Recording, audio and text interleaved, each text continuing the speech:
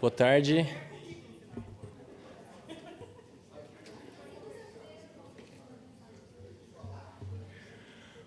Bom, pessoal, boa tarde. Meu nome é Rodolfo, junto com a Patrícia Gama, somos da Beckman Coulter Life Science. E um prazer estar aqui com vocês essa tarde. Sei que foram 2 dias de bastante conteúdo, mas eu espero trazer para vocês aqui algumas informações interessantes e que possam contribuir na busca contínua por inovação e tecnologia nesse contexto desse congresso. Bom, antes de começar, eu quero fazer um convite para vocês. Ao final da palestra, e se o tempo permitir, nós vamos sortear um brinde, que é uma mochila personalizada da Beckman. Então, se vocês puderem, quem tiver interesse, escanear esse QR Code, e ao final a gente faz esse sorteio. Se não der tempo, a gente revela isso nas nossas mídias, tá? E envia o brinde por correio. Certo, Paty?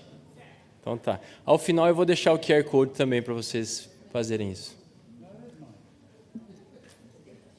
Bom, o que eu trouxe hoje para discutir com vocês foi apresentar 2 soluções inovadoras da Beckman e como essas soluções apoiam a pesquisa desde o contexto de nanoescala ou da nanocitometria até citometrias de alta dimensionalidade ou de citometria multiparamétrica. E eu aproveito para apresentar, então, o Cytoflex Nano, que é o nosso equipamento dedicado para nanovesículas, vesículas extracelulares, desculpa, e também o Cytoflex Mosaic, que é um equipamento novo dedicado à citometria espectral. Então, esse é o conceito e tudo que nós vamos abordar durante a apresentação de hoje. E peço desculpas também por não ter falado inglês, porque eu acho que em português a gente consegue transmitir melhor a informação. Bom, falar de Beckman Coulter, para quem não conhece, é importante dizer que a Beckman Coulter ela faz parte do grupo Danaher. O grupo Danaher é um grupo multinacional e que combina diferentes outras empresas na área de biotecnologia, na área de life science e na área de diagnósticos. E se a gente reparar nesse número de 2023, Danaher trouxe um revenue de aproximadamente 23 bilhões de dólares em 2023, o que traz muita sustentação, muita solidez financeira para as companhias que estão nesse conglomerado de empresas. E dentro da Beckman Coulter, por mais que nós sempre falamos de citometria de fluxo, um ponto interessante é que a Beckman tem um compromisso muito verdadeiro na biotecnologia. Então, temos soluções de automação, soluções de genômica, soluções de centrifugação. Provavelmente vocês já se depararam com as ultracentrífugas da Beckman, que são ultracentrífugas muito robustas. Temos também particle counting e characterization, e a nossa tão discutida citometria de fluxo, que, claro, é a nossa principal linha de produto, mas para mostrar para vocês o quão grande é a Beckman Life Science em termos de biotecnologia. Bom, e é muito interessante, é muito orgulhoso, a gente se sente muito orgulhoso de falar da citometria da Beckman, porque desde a década de 70, se vocês repararem nesse timeline, a Beckman tem um pioneirismo e a tradição em citometria de fluxo. Eu comecei a trabalhar com citometria em 2008 com esse equipamento clínico e de lá para cá pude experimentar todos esses outros equipamentos, tá? Aqui na parte superior são nossos equipamentos, citômetros de fluxo dedicados para citometria clínica, quando a gente pensa em leucemias e linfomas. E aqui nessa parte de baixo do slide, nós temos os equipamentos de pesquisa. Acredito que vocês já utilizam ou já utilizaram algum deles. E mais interessante, desde 2015, a Beckman trouxe a plataforma Cytoflex, que eu acredito que vocês também já devam conhecer. Essa plataforma é muito interessante porque ela mudou muitos paradigmas do posicionamento da Beckman Coulter dentro da citometria de fluxo, trouxe tecnologia como o detector de fotodiodo em avalanche, que é digamos, o coração desse equipamento, e de lá para cá, desde 2015, todas as outras plataformas que a Beckman lançou mantêm a continuidade tecnológica dessa plataforma. Então, pensando em visão de usuário, isso é interessante, porque o usuário ele continua ao longo desses 10 anos sendo expostos à nova tecnologia, mas mantendo algumas bases tecnológicas e também de experimentação, pensando em questões de usuário, certo? Bom, e se a gente volta para essa história, é interessante porque neste ano comemoramos 10 anos da plataforma Cytoflex. E como eu vou apresentar na aula para vocês, durante a apresentação, nós temos um portfólio que cobre, então, desde o nanoscale, nanocitometria, até citometria espectral, e também cell sorting. E nós já temos aproximadamente 10 mil equipamentos instalados ao redor do mundo. Se a gente pensar no cenário Brasil, estamos falando em 103 equipamentos, divididos em plataforma Cytoflex, plataforma GXFlex e plataforma Cytoflex Sorter. Tá? E as principais características desse equipamento, eu acho que quem já trabalhou consegue entender o que eu vou falar melhor. São equipamentos, em geral, muito fáceis de utilizar, a curva de aprendizado do usuário é muito facilitada, é uma plataforma extremamente flexível, é sensível não só na detecção de fluorescência, mas também na detecção de partículas muito pequenas. Vou apresentar para vocês o Cytoflex Nano, que detecta partículas até 40 nanômetros. Tá? E são equipamentos muito robustos, equipamentos que têm uma utilização muito sólida. Bom, e aqui é o coração, como eu disse para vocês, da nossa tecnologia. São detectores de fotodiodo avalanche. Para quem já se deparou com esses detectores, muda um pouco o nosso conceito quando a gente pensa em citometria de fluxo. Né? A gente eu no caso, eu vim de uma citometria de fluxo que utilizava fotomultiplicadores, e quando a gente fala em fotodiodo em avalanche, muda um pouco como o equipamento detecta esse sinal. Então, todos os nossos equipamentos estão inseridos nesse contexto de tecnologia APD. Então, temos aqui uma diversidade de equipamentos Cytoflex, que são analisadores, citômetros de fluxo, que tem de 1 a 6 lasers, de 4 a 21 cores. Nós temos o irmão clínico dessa plataforma, que é o GXFlex. GXFlex são os equipamentos que hoje estão em hospitais, fazendo diagnósticos de leucemias e linfomas. Temos o Cytoflex Sorter, que é o SRT, que eu acredito que vocês também já conheçam ele. O Cytoflex Nano, dedicado a estudo de vesículas extracelulares, e mais recentemente, desde março, nós temos o citometria espectral, chamado Cytoflex Mosaic Detection Mode, que eu vou explorar um pouquinho mais com vocês para frente. Então, essa figura, ela complementa todo o portfólio que nós temos de equipamentos dedicados para pesquisa e diagnóstico. A gente sabe que a jornada não para, provavelmente teremos atualizações dessas plataformas, mas aqui é um cenário completo para mostrar a flexibilidade que nós temos e o alcance que nós temos com essa plataforma.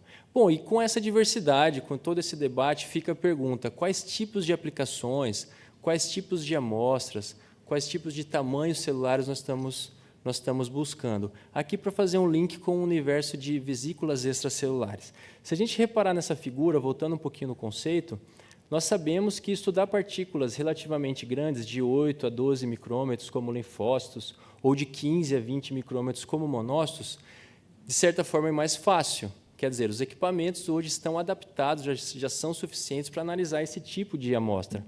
Reduzindo um pouco aqui, pensando na analogia com iceberg, chegamos a um cutoff de 200 nanômetros.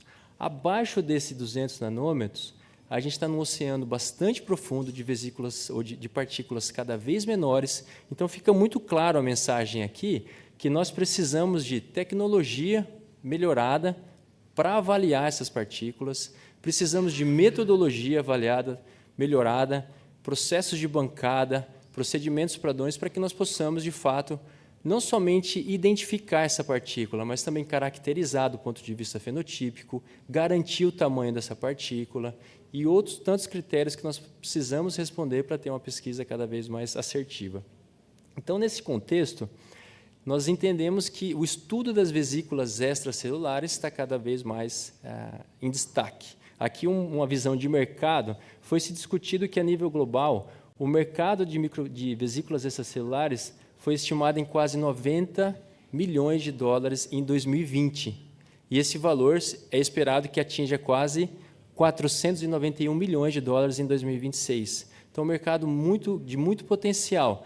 E olhando para o lado científico também, não só valores comerciais, em 2024, o Prêmio Nobel de Medicina foi dedicado a 2 pesquisadores que tinham como estudo original o estudo das vesículas extracelulares. Então, aqui traz 2 evidências muito importantes para nós, tanto científica nesse universo de qual é a importância das vesículas extracelulares, tanto para pesquisa como até para fins terapêuticos e de biomarcadores, e também no universo comercial.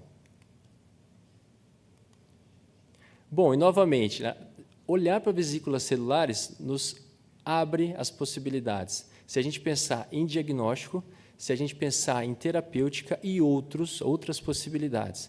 Só que para chegar nesse nível de detalhe, de respostas que as vesículas extracelulares darão para nós do ponto de vista de laboratório, nós precisamos sempre olhar para características cada vez mais precisas. Sabemos que existem várias metodologias que podem ser utilizadas para caracterizar essas vesículas extracelulares. E quando a gente pensa em citometria, o interessante é que a citometria traz em uma única plataforma diferentes possibilidades, como a determinação da contagem, tá? E a concentração dessas vesículas no meio que nós estamos avaliando, o tamanho dessa partícula. Aqui não podemos ficar no acho, aqui eu tenho que ter garantia e certeza daquela partícula, o tamanho que ela é, porque isso muda toda a nossa interpretação. E a caracterização fenotípica. Se a gente conseguir responder esses 4 critérios nas vesículas extracelulares, nós temos grande potencial de entender toda a biologia dessa partícula, junto com o que nós temos de teoria. Nós podemos entender mecanismos das diversas doenças que liberam ou que usam as vesículas extracelulares como biomarcadores e discutir potenciais aplicações terapêuticas com as vesículas extracelulares. Mas reforço a mensagem de que nós precisamos garantir todos esses critérios para dizer que o que nós estamos avaliando, de fato, são vesículas extracelulares e de que tipo de linhagem, com especificidade e sensibilidade. Tá? E, como eu disse para vocês, existem algumas possibilidades metodológicas para avaliar vesículas extracelulares. E citometria, por algum tempo, não foi a metodologia de escolha, mas cada vez mais a citometria de fluxo ganha um destaque no nível de publicação e de aplicação nas vesículas extracelulares. Se a gente fizer uma busca básica aqui no PubMed, Flow Cytometry in EV, podemos perceber nitidamente o incremento do número de artigos científicos que já utilizam citometria para validar que aquilo, de fato, com especificidade e com sensibilidade, se trata de uma vesícula extracelular. Tá? E, nesse contexto, eu apresento para vocês o único equipamento, o único citômetro de fluxo dedicado ao estudo de vesículas extracelulares. Tá? Por que eu falo dedicado e único? Porque a gente sabe que existem outras plataformas, outras metodologias de citometria, inclusive dentro da Beckman Coulter, que chegam a um limite de detecção, mas esse equipamento é o único que chega a 40 nanômetros de detecção, que é o limite de detecção dele. E ele tem toda uma arquitetura, digamos assim, que permite o estudo das vesículas extracelulares para garantir, de novo, sensibilidade e especificidade, aqueles 4 critérios que eu trouxe para vocês. Eu sei que aqui tem muita informação técnica, mas é importante a gente falar sobre elas. Então, o Cytoflex Nano, por ser único, ele tem um limite de detecção de até 40 nanômetros. Tá? Ele possui 4 lasers, violeta, azul, amarelo e vermelho, possui funções de controle de qualidade especializadas no estudo de vesículas pequenas, eventos raros. Então, ele tem um módulo de controle de qualidade dedicado para isso, que dá diferença nos seus resultados, pensando até mesmo em publicação. Possui 5 side scatters. Isso é muito legal, porque quando a gente está olhando para a partícula, é importante olhar a dispersão, a granularidade, a complexidade interna dessas partículas. E 5 possibilidades de combinação de side scatter te aumenta muito essa caracterização morfológica. Eu sei que falar morfologia a gente pensa em microscopia, mas a morfológica aqui no sentido do que o citômetro de fluxo te oferece de informação. Ele tem uma bomba peristáltica que permite uma aquisição dessa amostra muito lenta. Isso não é ruim. Por quê? Quando as vesículas estão passando em frente ao laser, é uma partícula muito pequena. Então, a gente tem que garantir que esse fluxo de análise frente ao laser seja adequado, e para isso ele tem uma aquisição através de bomba peristáltica, a piston pump. E também tem o baseline monitoring, que é uma função específica desse equipamento, que ele faz todo um ciclo de limpeza contínuo. Ele tem, de novo, controle de qualidade para garantir a sensibilidade e também elimina tudo aquilo que é ruído, porque quando a gente está estudando vesículas extracelulares, a gente está diante de um cenário em que tem muito ruído eletrônico e, entre aspas, lixo. É aquele espectro da citometria que a gente, por vezes, não olha. Então, dentro desse universo que tem muitas possibilidades, eu preciso garantir que aquilo, de fato, são vesículas extracelulares. Então, em resumo, esse equipamento ele traz para nós uma potencialização das suas investigações, suas pesquisas em vesículas extracelulares com excelência, precisão e rigor. Tá? E esse equipamento já está instalado a nível global. E tem um pesquisador, o John Tiggs, que eu acredito que vocês conheçam ele. Ele fez parte do desenvolvimento e foi um beta site para o desenvolvimento desse equipamento. E o que ele traz é muito interessante. A citometria de fluxo deste equipamento permite combinar praticamente tudo em um, né, que seria a análise do Nanoparticle Tracking Analysis, o Dynamic Light Scattering e Flow Cytometry em apenas um equipamento. Então, novamente, é um equipamento todo arquitetado para estudo dessas vesículas que são pequenas e precisamos garantir sensibilidade e especificidade. Ok? E para quem quiser conhecer um pouquinho mais de informação científica, eu compartilho aqui um guideline recente que a Beckman fez em parceria com a Wiley e com os Current Protocols, que traz aqui quase 50 páginas de debate das vesículas extracelulares, tanto do ponto de vista conceitual, quanto dos guidelines que já existem no MySev, tá? Algumas aplicações, que são nossos application notes, para que vocês tenham acesso a conteúdos científicos e que podem ser traduzidos para a pesquisa de vocês. Ok?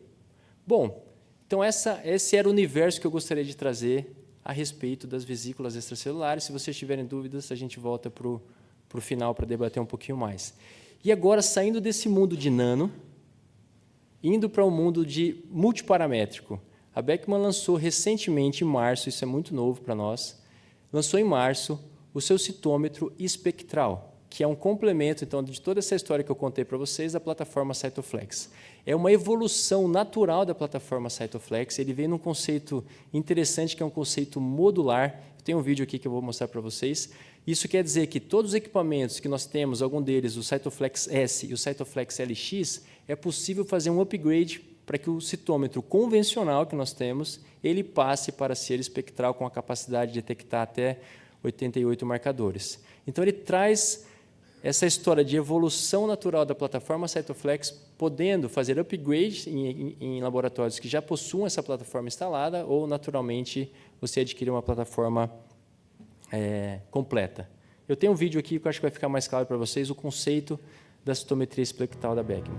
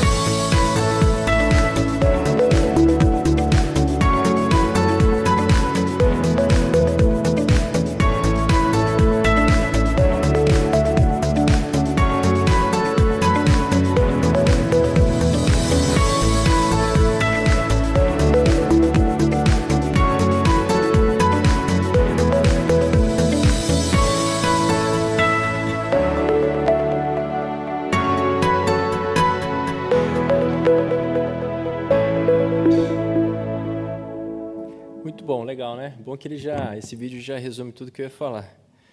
Bom, mas eu acho que ficou claro para vocês, eu queria reforçar essa mensagem, que é um equipamento, então, que ele permite nós, a partir de um equipamento que tem citometria convencional, fazer um upgrade para a citometria espectral. E somente uma pergunta, alguém da plateia trabalha já com citometria espectral em rotina no laboratório?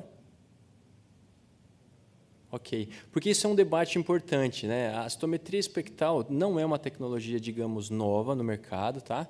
Mas eu diria que é o estado da arte da citometria porque permite uma citometria mais completa. Ao mesmo tempo que ela é mais completa, ela pode ser mais complexa, porque nós estamos colocando cada vez mais marcadores para analisar um single cell. E aqui a citometria espectral permite essa possibilidade maior porque, diferente da convencional, a espectral ela vai captar todo o espectro emitido por aquele fluorocromo. Então, vamos pensar no FITSE, que é um fluorocromo comumente utilizado nos laboratórios.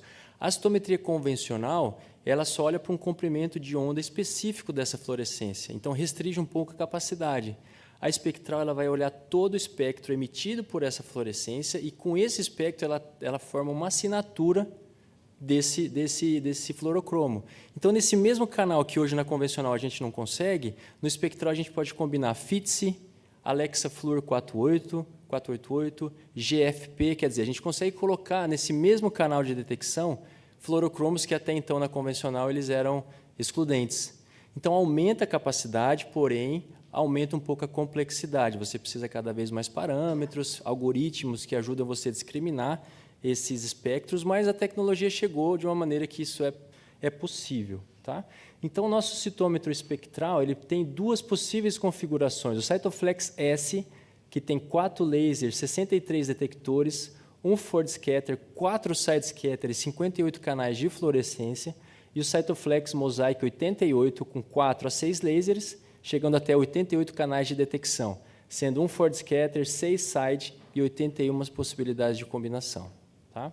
Então, por isso que eu comentei, aumenta a complexidade, a gente precisa, então, estar atento no que isso vai trazer para nós do ponto de vista técnico. Tá? Mas, indiscutivelmente, que essa plataforma ela é o presente / futuro da citometria. Né? Tem um debate que, nos próximos 5 a 10 anos, a grande maioria dos laboratórios terão citometria espectral instalada nos seus core facilities ou nos seus laboratórios, inclusive nos laboratórios de diagnóstico. Existe um debate muito caloroso da entrada da citometria espectral dentro dos laboratórios clínicos.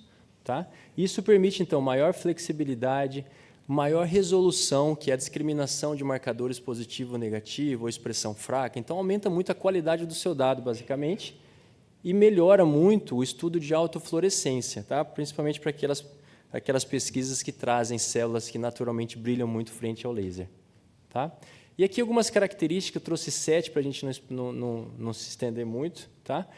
O Cytoflex Mosaic ele é a citometria convencional junto com a espectral verdadeiramente. Tá? Isso permite com que o usuário também faça a escolha pela metodologia de acordo com a sua pesquisa.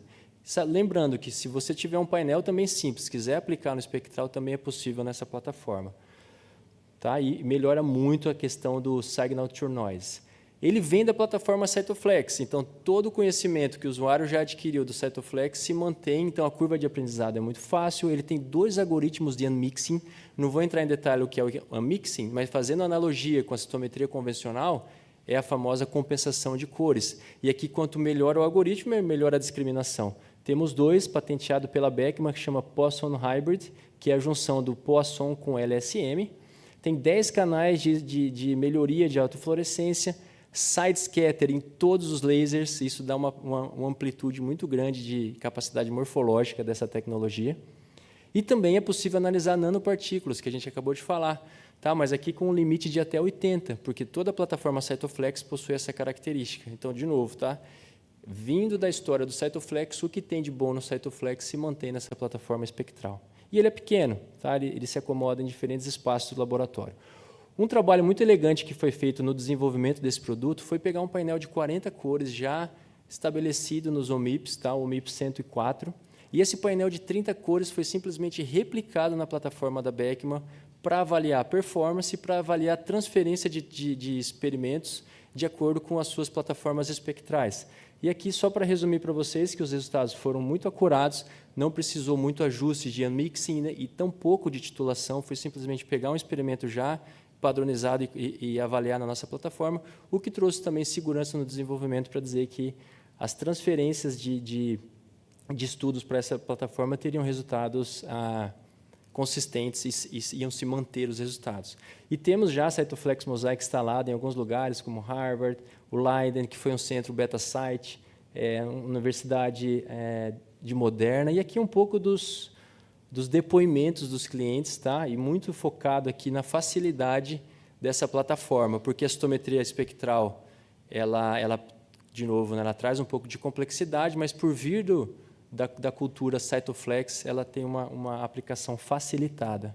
Tá bom? E, além disso, pessoal, estou chegando já no final aqui, a Beckman tem um compromisso de não só oferecer a plataforma espectral. A gente tem aqui o Fluorofinder, que é uma solução que complementa o desenho experimental para aquele usuário. Então, todo usuário de Cytoflex Mosaic vai ter acesso ao Fluorofinder. O Fluorofinder ele traz para a gente vários benefícios, tanto o Panel Builder, Spectral Viewer e outras ferramentas. Então, a gente oferece um acesso ilimitado para os laboratórios na conta Premium, oferece a aquisição, como a gente falou com o Mosaic, e principalmente um software de análise de dados chamado Cytobank. O Cytobank, para quem não conhece, é muito interessante. Ele é um cloud-based software. Ele é um software que agrega machine learning, redução de dimensionalidade, clusterização também. Tá? E ele traz para a gente uma possibilidade de ter um software capaz de estudar toda essa complexidade gerada pelo citômetro espectral. Tá bom? Então, como eu falei, machine learning sem necessidade de codificação, de fazer programação. Ferramentas de controle de qualidade e estatísticas, que são muito bacanas, porque a gente não precisa agora transferir o dado da citometria de fluxo numa planilha de Excel e colocar no outro software estatístico.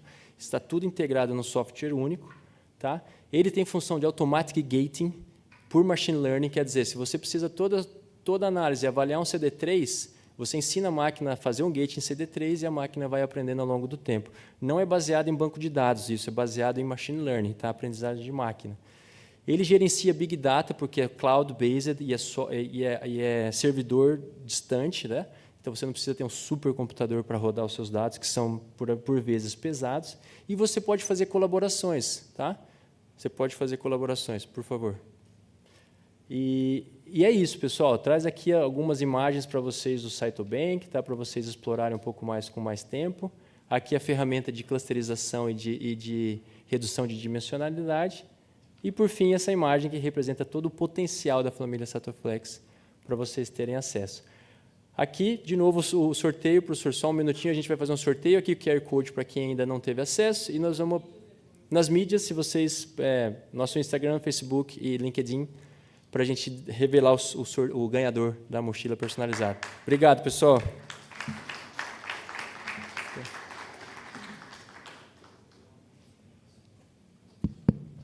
Então, obrigado aí pela apresentação. Então, estamos chegando aqui à última sessão. De certa forma, a culpa é minha, porque eu tentei pôr muita gente boa falando e acaba que ficou uma agenda um pouco apertada. Mas nós tivemos aí a sessão do Sher e dos speakers de jovens, agora nós vamos ter a sessão dos Sher e speakers de idade média, né? So we have a session that we've been talking about the acquired immunity and virus, emergent, re-emergent pathogens, and a little bit of innate immunity role on pathogenesis.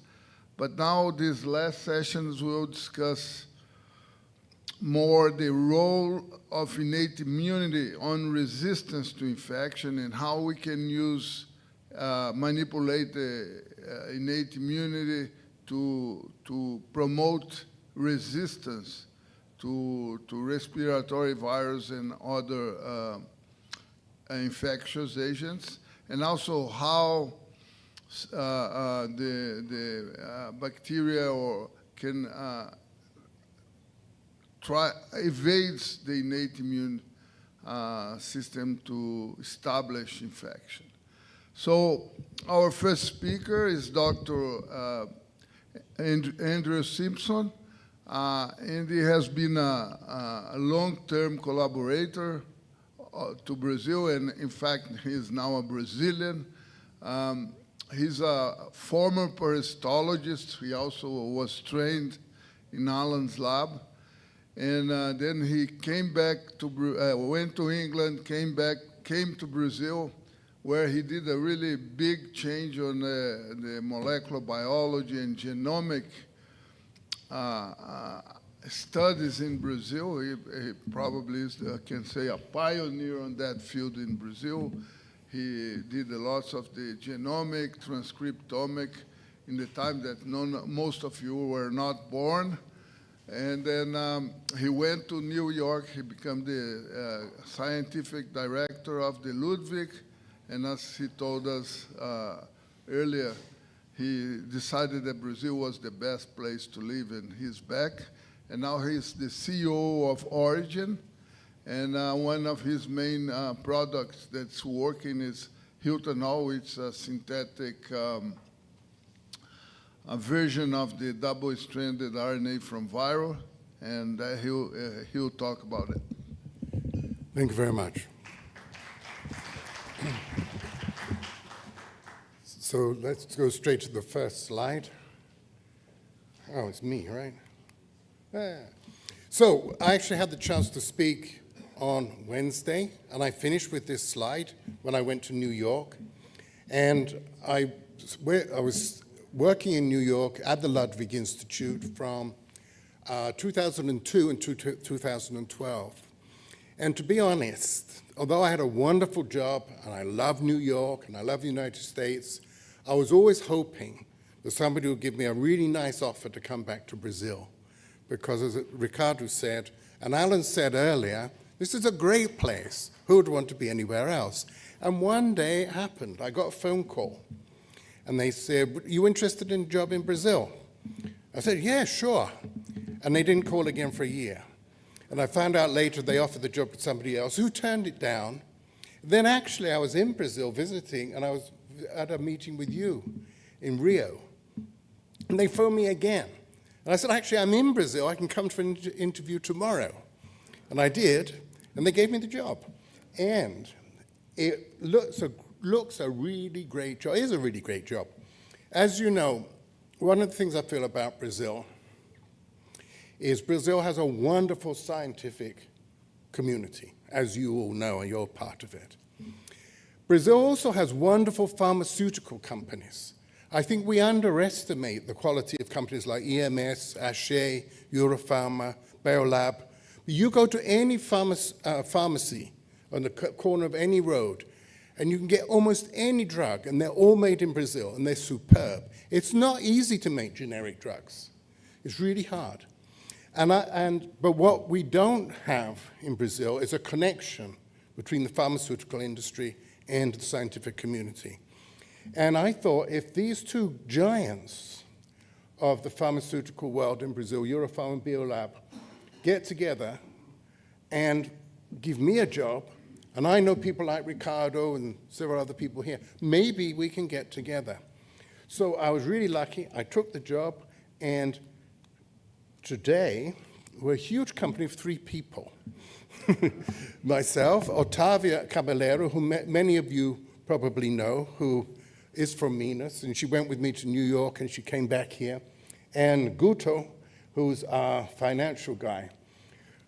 And all we really do is sit at home on our computers and think and talk to people.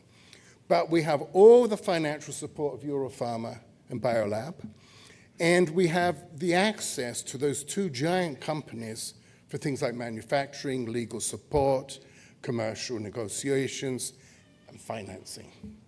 So I came back, as I said, in 2012. I've been working at Orygen ever since. And we've done several projects, several of them successful. We've registered products. But today we're only doing one thing, and that's work with Hiltonol, which I think has been mentioned several times in the meeting so far. Hiltonol can be used as a vaccine adjuvant, which is the context within which it has been mentioned here, but it also is a powerful potential standalone therapy for cancer and infectious diseases in animals and man. So it's a single reagent, but has a lot of potential uses. So, Hiltonol was discovered and developed by a very small company, about the same size as us in the United States, called Acompanhe, which is owned by Andres Salazar, who is a friend of Alan Sher's, by chance. And Acompanhe did a lot of wonderful things with Hiltonol. But like us, they were a very small company, and they never had enough money to produce Hiltonol at the level that it could be commercialized or used for phase 3 trials.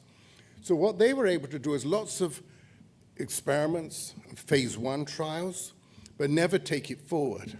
So we entered into negotiation, paid them quite a lot of money, and acquired the global manufacturing rights for Hiltonol. We've got the exclusive rights to use Hiltonol in Latin America for anything. And anyone we collaborate with in Latin America, like yourselves, and make a vaccine, we then have worldwide rights to commercialize that vaccine. And what we've done at Orygen is to focus on collaborating with Brazilian scientists. So what I've been trying to do is to get what I think is a good product, bring it to Brazil, make it in Brazil so that we don't have the problem of importation and everything else, and then share it with the scientific community, and let's see what we can come up with. So this is basically how we're organized. We've licensed Hiltonol from Acompanhe. They've transferred the technology, and we've in turn licensed Europharma to produce Hiltonol. And they then pass it back to us. We're going to sell it to the world via Acompanhe. We're going to sell it within Latin America via Europharma and Biolab. And we collaborate with people like yourselves at CTVacinas. We provide the Hiltonol, you provide the vaccine, and that also gives you a potential commercial outlet. So, as may have been mentioned earlier, what is Hiltonol? Hiltonol essentially is double-stranded RNA, which is a mimic for either a viral genome or an intermediate of a viral genome reproduction. It's a classic PAMP. It activates the innate immune response very powerfully. However, it works poly-IC on its own, doesn't code for anything, but it's just a structure that's recognized by, for example, TLR3. Very potent in mice, but it doesn't work in humans at all. Why is that? Because humans have a powerful RNAs, and poly-IC, if injected into people, only lasts for an hour or so. So what Andres and Leroy Hilton did was to combine the poly-IC with polylysine and carboxymethylcellulose. So these two form a complex with the poly-IC and protect against the RNAs so that the RNA is in the circulation long enough to activate the innate immune response. This has many interesting properties, but one of the most important, I think, for us and for using Hiltonol in Brazil is it's very stable. It can be kept for years in the fridge. It can be kept for probably months at room temperature. And so it's not like messenger RNA or something that's very tricky to store and pass around. It's a very stable compound, but very potent. So basically, the double-stranded RNA is, if you like, the active substance. It's most known for binding TLR3, but it also binds MDA5 and RIG-I. It turns out that in the form of poly-ICLC, most of the activation is through MDA5, and the real immune effect is stimulation of type 1 interferons. And as you all know better than me, that stimulates the innate immune response and also can help with acquired immunity in vaccines. So this is just an example, a paper of Ricardo's or Julia, who have been using Hiltonol in their Chagas vaccine. Anna Paula has been using Leishmania. We've also been collaborating with other people, Khalil, who spoke, I think, yesterday. But what I want to talk about for the rest of my talk is the use of Hiltonol on its own, not Hiltonol with an antigen as a vaccine. using it on its own. So it has no antigenic specificity. It's a non-specific stimulus of the innate immune response. So, as I said, in the United States, Conferir have produced experimental grade Hiltonol for many years. I've collaborated with dozens of academic groups, mostly in treating cancer.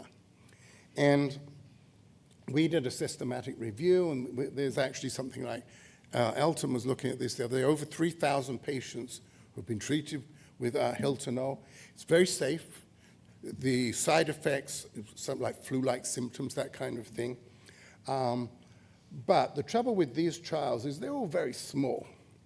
And you can show safety, but you can't really show efficacy. So, however, where you've got some signal, it always looked very promising. For example, in treating childhood gliomas, just a weekly intramuscular injection of Hiltonol, so nowhere near the brain, just in the muscle, weekly, for years, actually, stabilizes this disease, and actually you get disappearance in many cases. High-risk prostate cancer was very promising, and lymphomas also look very promising. And this is a paper that was published last year, which I think just shows the potential of Hiltonol. So this was a dendritic cell vaccine that was used for treating gliomas and glioblastomas. When the vaccine was used on its own, this is a Kaplan-Meier curve. This is time to progression. So everybody progressed in less than a year. When the dendritic cell vaccine was combined with Risiquimod, which is a clinically available RNA that can be applied topically, there was an extension of progression-free survival up to about 3 years. When Hiltonol was used, you've got this fantastic result where half of the patients 10 years later were doing fine. So this is really a potentially wonderful drug, I think, for example, in basically combining with other treatments, for example, the antibodies anti-PD-1 is another, for improving cancer survival. We've been studying the use of Hiltonol here in Brazil in collaboration with Ricardo and others in dogs. We've done quite a lot of experiments, but just to summarize, this is transcriptome sequencing of the peripheral blood mononuclear cells. And this is a plot where you can show the increase of gene expression by sequence analysis. And you can see that Hiltonol is very specific. You get a strong boost of the immune system, basically nothing else except for also some apoptosis. So it works well in dogs. And with Ana Paula, we did an experiment here in Minas showing that Hiltonol alone can at least reverse the symptoms of Leishmania. We don't know if it actually cures Leishmania, but it's as good as allopurinol for making the symptoms disappear, and it's painless and has no side effects. Now, what I'm really focused on 24 hours a day almost is that we're going to be making Hiltonol on the 30th of June this month for the first time at Europharma. This is the plant in Sao Paulo where the production is going to be made. The people there have validated over 70 analytical tests so that we can make it at a level that is acceptable for use in man in Brazil. And Visa hopefully will accept this. That's just to say we've already done a first production, a laptop, last year. This is from a guy from Conferir, Vicus. This is Otávia here. These are the quality assurance people from Europharma. This is the production people from Europharma. And the product was great. This is an in vitro test with just showing that it's stimulated as well as the Hiltonol produced in the by Conferir, actually in Canada. It was just as potent as stimulating interferon. And what are we at Orygen going to do with Hiltonol on its own? Well, we think cancer is being very well handled in the United States and Europe. We're very interested in infectious diseases, and we're working with CTVacinas, particularly with Elton. And we're going to make use of all the infrastructure you've already set up with the COVID vaccine, all of your knowledge of respiratory diseases here in Minas Gerais.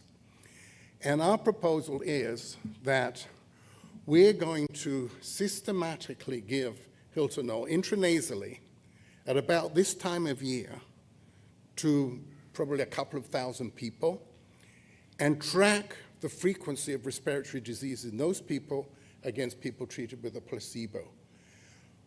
We've made an application to the government, and one of our collaborators is FUNEDGE. And I was so delighted to see today what wonderful sequencing analysis they do at FUNEDGE. So they're going to be great at telling us which diseases Hiltonol is actually protecting against when you do an intranasal injection. And this is just a paper, whoops. This is from the literature. Elton actually lent me this. Where are we? That just shows, this is for COVID. And if one of the interesting things with COVID, children basically didn't get sick. They got infected, but they didn't get sick. Why? Because they have a robust and quick innate immune response, particularly type 1 interferons. So the interferon goes up quickly, the disease is cleared quickly, no problem. Older people have less good innate immune response. They get infected. It takes longer for the interferon response. That's where we have serious disease. If you don't have a good innate immune response, you're going to die. You're going to have uncontrolled infection. But it has been shown if you treat with type 1 interferon or poly-ICLC, so you can actually make an old person young in terms of their response to the disease. So we think this would be a wonderful thing to have in a pandemic. Why? Because if you remember the pandemic, vaccines came along very quickly, but it's still about a year. So what do we do in that year? We had to shut down the world. If we have something like Hiltonol that you can self-apply, and it's broadly protective against any respiratory virus, any strain, any species, you can protect key people in that window of vulnerability. And what we know, this is an experiment we did here at CTVacinas with Ricardo.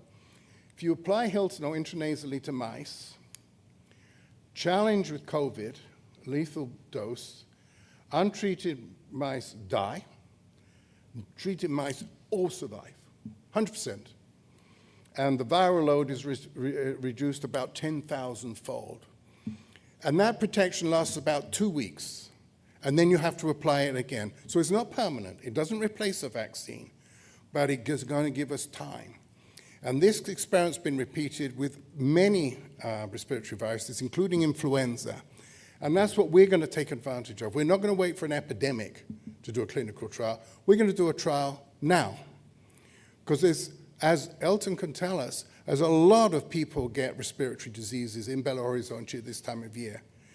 And we think we've just got the perfect opportunity to actually, with you, with this group of people, to test this hypothesis.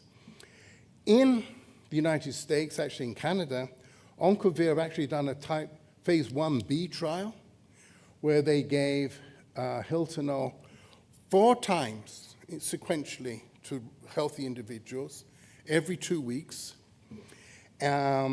This was actually sponsored by the Ministry of Defense in Canada. And why is that? Because originally Hiltonol was made as a defense against bioterrorism, defense against anthrax.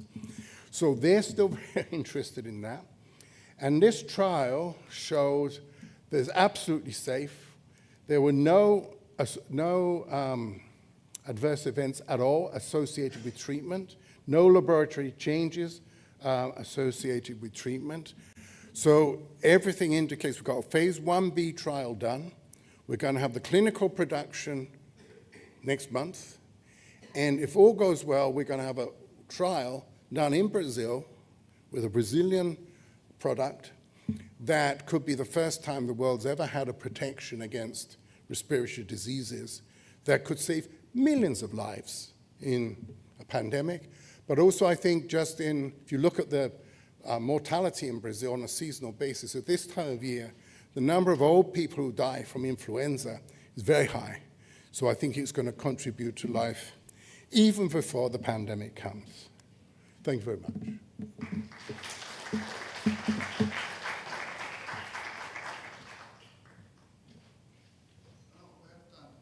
Questions? I tried to be quick because I know it's getting late. For the intranasal, do you have an idea what are the cells that are being activated to produce type 1 interferon? Nasal cells. I don't know. No, because we have an interesting, where is Natalia? She has an interesting result for the COVID vaccine, that she found that mainly CD8 T cells protect the nasal and antibodies protect the lung. That could make perfect sense, because it means this certainly stimulates cellular immunity, as you know from your COVID vaccine with Hiltonol. And this was interesting. They did a lot of analysis of the immune response in that trial in Canada. Right. And they showed mostly robust changes in the nose, but there's also systemic effect. But it's mostly in the nose. Right, and then you can give every week. Every week, our They plan would didn't be see give, any problem of giving well, what weekly? they did 4 times in Canada, and we're obviously going to have to extend that. But they look for like type of inflammation in the nose? They did, and it was fine. And what they showed was actually the activation of the innate immune response was cumulative. It didn't go quite back to 0, and it was like that. So we don't know, but beyond 2 months, which is 4 2-weekly applications, but that's what we're going to have to do a clinical trial for. See how long you can give it. Hoping to get the PDU approved. Yeah, me too. Thanks a lot. Okay, I think we have 2 questions there. Go ahead. No, go ahead. No, I'm very excited to know that I'm not going to have any more respiratory infections. That's great, Andy. So my question's related to Ricardo's. What about the pharmacokinetics of Hiltonol given intranasally? And so obviously you could also think of just giving type 1 interferon itself intranasally, and I think it's actually been done. Right. So I guess the thought is that Hiltonol is going to stick around longer, or what's firstly, it's a hell of a lot cheaper. I mean, type 1 interferon. Oh yeah, I'll bet it is. Yeah. Yeah, type 1 interferon is, it's a recombinant protein, and that's pretty expensive. Hiltonol we can make for cents, and I think we can make it on a scale that you can think about protecting, if not the entire population, at least major parts of it. We haven't done enough experiments yet with the intranasal application to know the pharmacokinetics, but we do know if you give it intramuscularly, you have response of the first cytokines, for example, CXCL10, in 2 or 3 hours, and that's gone within a day. So it's a very quick response. And we also know from our dog experiments, and Alex has been helping do the PCR here, that at the end of a week, all of the response to the Hiltonol is gone. So it's very temporary, which is important, because you don't want to do things that's going to affect the rest of people's lives. But it's very potent for a short amount of time. Well, as you said, it could be seasonal, which would be great. Yeah. Yeah, or when we have to catch a plane, or if you know you're going to be exposed to a respiratory danger, you just give it to yourself. Could potentially even be over the counter if it has such a... Well, I think so. I mean, certainly a spray or even just a syringe. I have 2 questions about the clinical trial that you're planning. Just, is it going to be placebo-controlled, and are you going to do active surveillance? Yes, for both. But placebo will be carboxymethylcellulose on its own, because that looks identical. And Elton, do you want to answer that? How are we going to do the surveillance? Self-reporting and then check on all infections? Yeah, when I did self-reporting, we are doing self-reporting in our COVID trial, and like over 70% of people get some respiratory infections. So it's going to be a lot. And then we'll find out with Funedge or with yourselves what kind of respiratory infections people have. Shall I go now? Okay, thanks. Great. So it's a pleasure to introduce our next speaker. I think a lot of you know Doug Golenbock. He's also, I think, do you already have Brazilian citizenship? His favorite country after U.S. I think he likes U.S. better. But Doug has been in Brazil for a while. First, he has done really fantastic contributions to understand the innate immune receptors since at the early age when they are all trying to find the LPS receptor, and then he really did important work on the TLR9, endosomal TLRs, and also move on to study inflammasome, Alzheimer's disease. But in Brazil, he came to study malaria, and he's done very nice work on understanding the role of innate immunity and in pathogens of malaria. He has been, he actually founded the field of tau receptors in Brazil when he organized a tau meeting in 2006, right? In Bahia. In Bahia was a great meeting and made a lot of, like, Dario, João was there too, no, Dario, and a good group of Brazilian scientists got involved. So, and also he trained several Brazilian postdocs.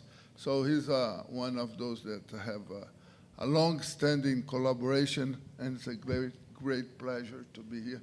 Most importantly, he gave me a job for a while, so it was really helpful. And then you abandoned me. Thanks, Ricardo. It's great to be here, and I'm going to try to stay on time because I'm pretty sure this talk is way more than 25 minutes, but. Ricardo's got a button he can push, and I go whoosh, down into the bottom. So I'm going to talk to you about a type 1 interferon, and maybe this is another place we can put an interferon inducer. Well, you'll see what I mean. In any case, this type 1 interferon is known as interferon Epsilon. So let's get going here. This is a talk really about Neisseria gonorrhea, which is the second most common sexually transmitted illness in the world after chlamydia trachomatis, and it is a huge problem. In the United States, we have had sort of an epidemic of gonorrhea. Actually, this curve goes down a little bit in the last year that we have data, which is 2022, but I'm not really sure that gonorrhea is going away anytime quickly. It's not a reportable disease here in Brazil, unfortunately. There are lots of analyses of sort of little places where they've looked at the incidence and prevalence of gonorrhea, and the Ministério de Saúde estimates that they have 500,000 cases a year. I think that that's an invented number, quite frankly, but it's clear that there's plenty of gonorrhea to go around. We used to keep really good data, but this guy here realized it was just a waste of money to keep tracking gonorrhea, so we're not going to have much information on the incidence and prevalence of gonorrhea in the United States for much longer. One of the problems with gonorrhea, which I'm not going to talk about, is drug resistance. gonorrhea is close to being resistant to all of the first-line antibiotics that we have used to treat it. It's about this far away from being ceftriaxone resistant, and we're going to have to start using new drugs. There are drugs in development, incidentally, but in vitro, these drugs show that we're going to expect rapid development of resistance to those too. So it's a gram-negative diplococci. It invades epithelial cells of the genital tract. It replicates both intracellularly and extracellularly, and it activates the production of cytokines and type I interferons. This is the prototypical gram-negative cell envelope, and I want to point out to you that the outer membrane of the gram-negative bacteria is composed of LPS, lipopolysaccharide. It's anchored into the outer membrane by the lipid A component, which is the bioactive part of it. Now, the signaling receptor for LPS was worked out a few decades ago by our colleague, Bruce Beutler, and it's toll-like receptor 4. I just wanted to remind you, I like to remind people this, that actually the LPS receptor is a heterodimer. It's not a single receptor. And MD2, which was actually discovered by Kensuke Miyake from Japan, is absolutely necessary for Toll-4 function. Without MD2, Toll-4 doesn't function. Sadly, no one mentioned Miyake when they were looking for a recipient of the Nobel Prize, because I think it would have been quite nice if the two of them had won it together. This is Warrison Andrade. He's a Brazilian who was working in the lab with Ricardo and me several years ago. And for reasons that escape me, because this was not his main project, he became interested in the gonococcus. And he was convinced that the gonococcus activated innate immunity more than just activating Toll-4. So it was LPS and something, the LPS receptor and something else. And not only was he convinced that that was happening, but he was convinced he knew what was happening. And he thought that what was happening was that gonorrhea was engaging both Toll-4 and an intracellular signaling system for the detection of DNA that is known as the CGAS sting system. And I'm going to just take a moment to discuss CGAS sting. I mentioned this the other day. I think that this is one of the most important discoveries in innate immunity in many years, and I am making a prediction that James Chen, who discovered this enzyme CGAS, this DNA detector CGAS, will win the Nobel Prize next year. And what CGAS does is it condenses ATP and AMP into cGAMP, a dicyclic nucleotide, which is then sensed by a sensor known as STING. And this STING pathway drives the production of type I interferons. I should mention that bacteria themselves make dicyclic nucleosides. This is incredibly important in chlamydia pathogenesis, and they can directly activate STING without going through CGAS. But Warrison was convinced that gram-negative bacteria were activating the CGAS pathway. Now, type I interferons, there are many type I interferons. It's not exactly clear how many alphas there are because there are splice variants. Most people say there are 13 interferon alpha subtypes. There's interferon beta, and those are the ones we know a lot about. But there are other type I interferons that are listed here, and specifically I'm going to talk today about Epsilon. Now, one characteristic of all type I interferons is they share a common receptor, the interferon alpha-beta receptor, or IFNAR, and I'll talk a bit about IFNAR. We have lots of tools for studying type I interferons. We have knockout mice, we have antibodies, and we have recombinant proteins, and you'll see that they come in very useful when you study gonorrhea. All right, so I said Warrison was convinced that gonococcus activates both the CGAS sting pathway and the TLR4 pathway, and this is some of the evidence here from a paper that we published a long time ago where he looked at the activation of interferon beta in wild-type cells, that's in black, and in CGAS sting mutant cells. These are from knockout mice that were given to us by Kate Fitzgerald. I'm not actually sure who originally generated them. And you can see that the ability of the bacteria to induce type 1 interferons was clearly reduced, but it wasn't reduced to 0. And I'm just going to get to the chase here. Whoops, screwed that up. Okay, and that's like this middle experiment here, where you can see that if we do the same experiment, but we co-incubate the cells with an LPS inhibitor known as E5564. This is a drug that binds to MD2 and prevents MD2 TLR4 signaling, that the amount of type 1 interferon is basically 0. And if we take a TLR4 C-gas double knockout mouse and we stimulate it with this bacterium, the FA1090 is a lab strain of gonorrhea, if we look right there at the double mutant, there's basically no interferon beta produced at all. Well, am I going the right way? I wonder if I'm going the right way.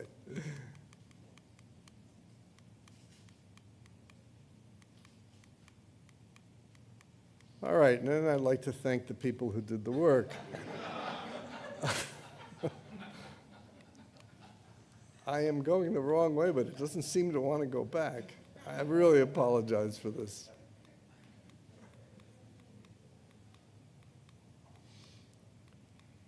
All right, there we are. We're back to that one. All right, so again, you can see here that in this double knockout at 2 different doses of gram-negative bacteria, that there is no interferon beta that's being induced. All right, so this is kind of Warrison's story where we left it, that gonorrhea activates the TOL4 pathway. It also somehow gets into cells where it activates the C-gas pathway, and perhaps it releases dicyclic nucleotides that directly activate STING as well. So we have both STING and TLR4 being activated. So then I said, Warrison, well, what does that mean, okay? Why don't you take some cells and add some recombinant interferon beta to them and see what happens to gonorrhea, to the growth of gonorrhea. And this is where a surprise came in, because when he added interferon beta to either neutrophils or macrophages, the bacteria grew faster. They actually really liked having interferon beta around, and I thought, gee, that's kind of odd. I wonder if they use it as a nutrient or something. But we sort of forgot it. We published this. But then a person in our group, Sanjay Ram, and his colleague Peter Rice, decided that they wanted to try to develop a vaccine against gonorrhea. So they started using this model, this mouse model of gonococcal infection. So I said to Sanjay, well, let's see what happens. What about the role of type 1 interferons in mice? So we did this experiment using the IFNAR knockout mouse. Oh, I should explain to you how the experiment is done first.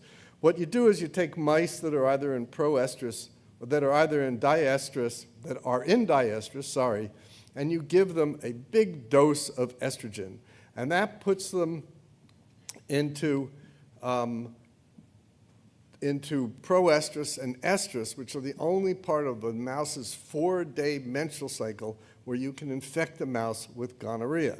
So it's very important that you administer estrogen during diestrus to prolong this phase, or else the mouse can't be infected at all. And this is sort of like what happens in humans, because it's been shown for a long time that humans are more susceptible to gonorrhea infection when estrogen levels are high the first week of their menstrual period. So this is the model, this is the mouse, we give it estrogen, that gives it sustained proestrus estrus period, and you can infect it with gonorrhea. And we have all these tools that I just talked about. We have the knockouts, we have antibodies, and we have these recombinant proteins. And this, I guess I should have expected this based on what Warrison did, but what we found out was that if you took the knockout mouse and you infected it with type 1 interferon, it basically couldn't be infected. It just shed the bacteria immediately, whereas the wild type remained infected. Ultimately, these mice self-cure after about a week and a half. And that was pretty remarkable to me, to see this difference, that where I always have expected the interferons to protect the mice from infection. But here, in fact, the knockout was protected, not the mice that's producing normal interferons. We were a little worried that maybe the knockout mouse wasn't quite the right thing. We should reproduce this with an antibody, which we did. We added an anti-IFNAR antibody and basically phenocopied what we had seen in the IFNAR knockout. So that's this line in blue here, and this is the red is the knockout, and the black is the wild type. Okay, so that raised two quick questions. Was the effect of anti-IFNAR due to all of the type 1 interferons, or was it just due to one of the other interferons? And why did blocking interferon signaling enhance gonococcal infection? So this also sort of raised at the time the question of interferon epsilon.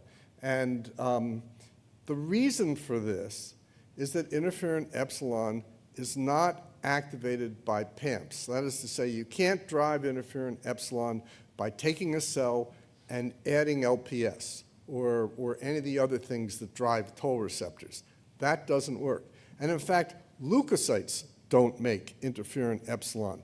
It's made by epithelial cells. But it's definitely a type 1 interferon. Even though it only has 30% amino acid homology, it signals through the same receptor.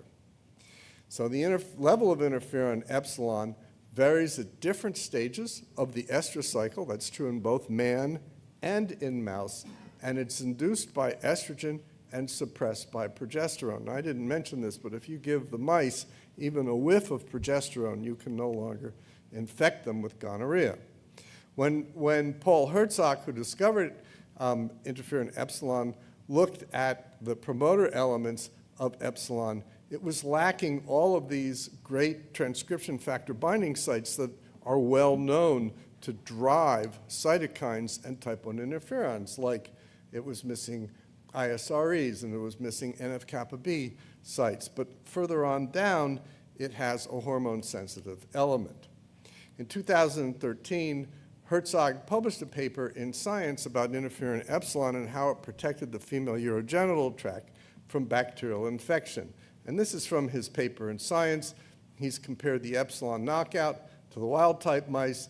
This is the epsilon knockout. You can see it's got high levels of chlamydia infection when it gets infected with chlamydia, whereas the wild type has much lower levels, several logs lower. And he also did the same type of experiment using herpes simplex virus 2. And just take a look at these last two panels, day 3 and day 3 at one dose of herpes simplex virus and day 3 at another dose of herpes simplex virus. And you can see the epsilon knockout has a lot more virus than the wild type. So this was a protective interferon when it came to chlamydia and when it came to herpes simplex virus. And so we begged Paul, please send us the mice. Remember, that paper was in 2013. So we had a stroke of luck, and that was called COVID-19, because all of a sudden Paul couldn't leave his house. So I could get him on the telephone and bug him to send us the mice. Until then, he sort of ignored us.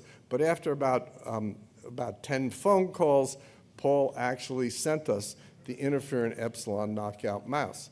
Now, one thing that he did in between, he continued to do some work on epsilon, but he did these beautiful immunohistochemistry studies, and he showed that epsilon is actually just expressed on the border, on the epithelial border of the female urogenital tract, whether you're looking at vagina, endocervix, and endometrium. So it was like right in the right place to be important for gonorrhea.